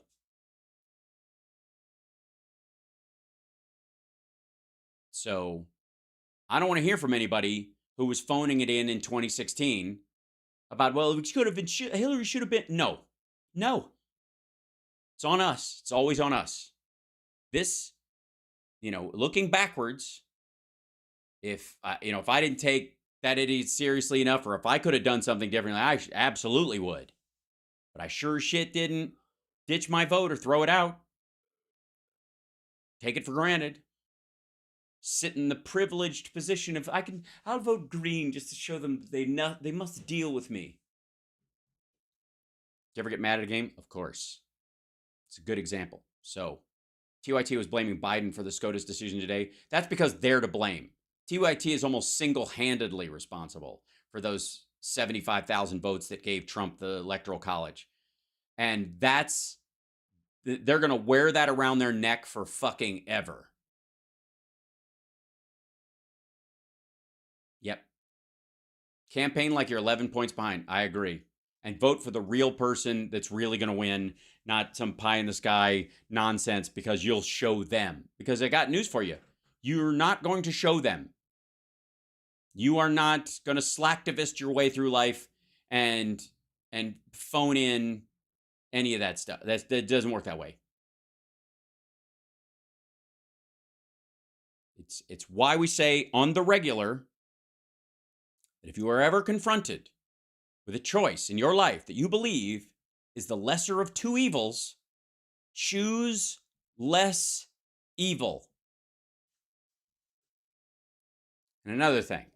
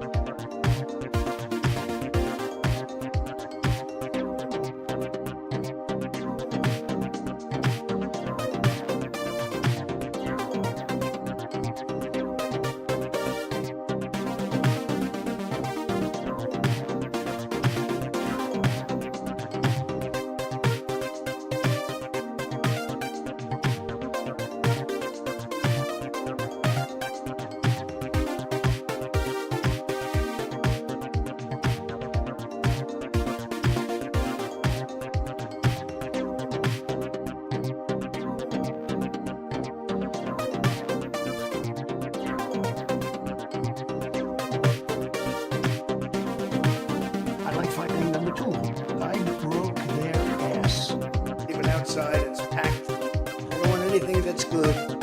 We had a wet vaccine. The past wasn't that long ago. Christopher Columbus. Christopher. I had a beat off. In his sock drawer. Even brought a safecracker. Action replays in magnified fortune. Even brought a safecracker.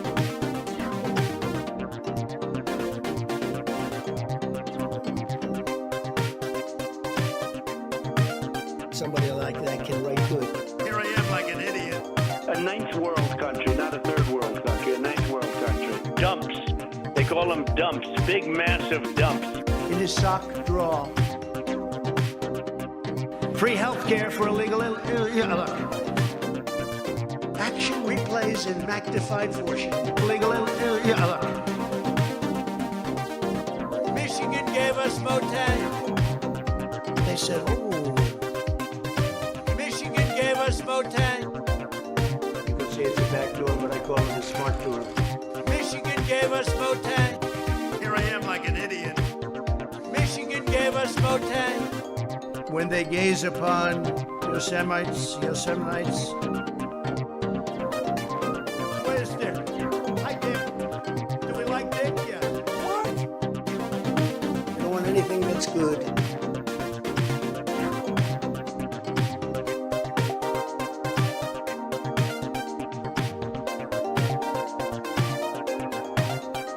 When interest rates and taxes spiral upward in an uncontrolled way.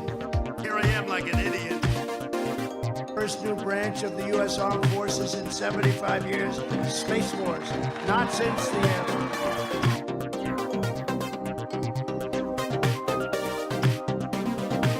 I've been involved in the two greatest scams in American history.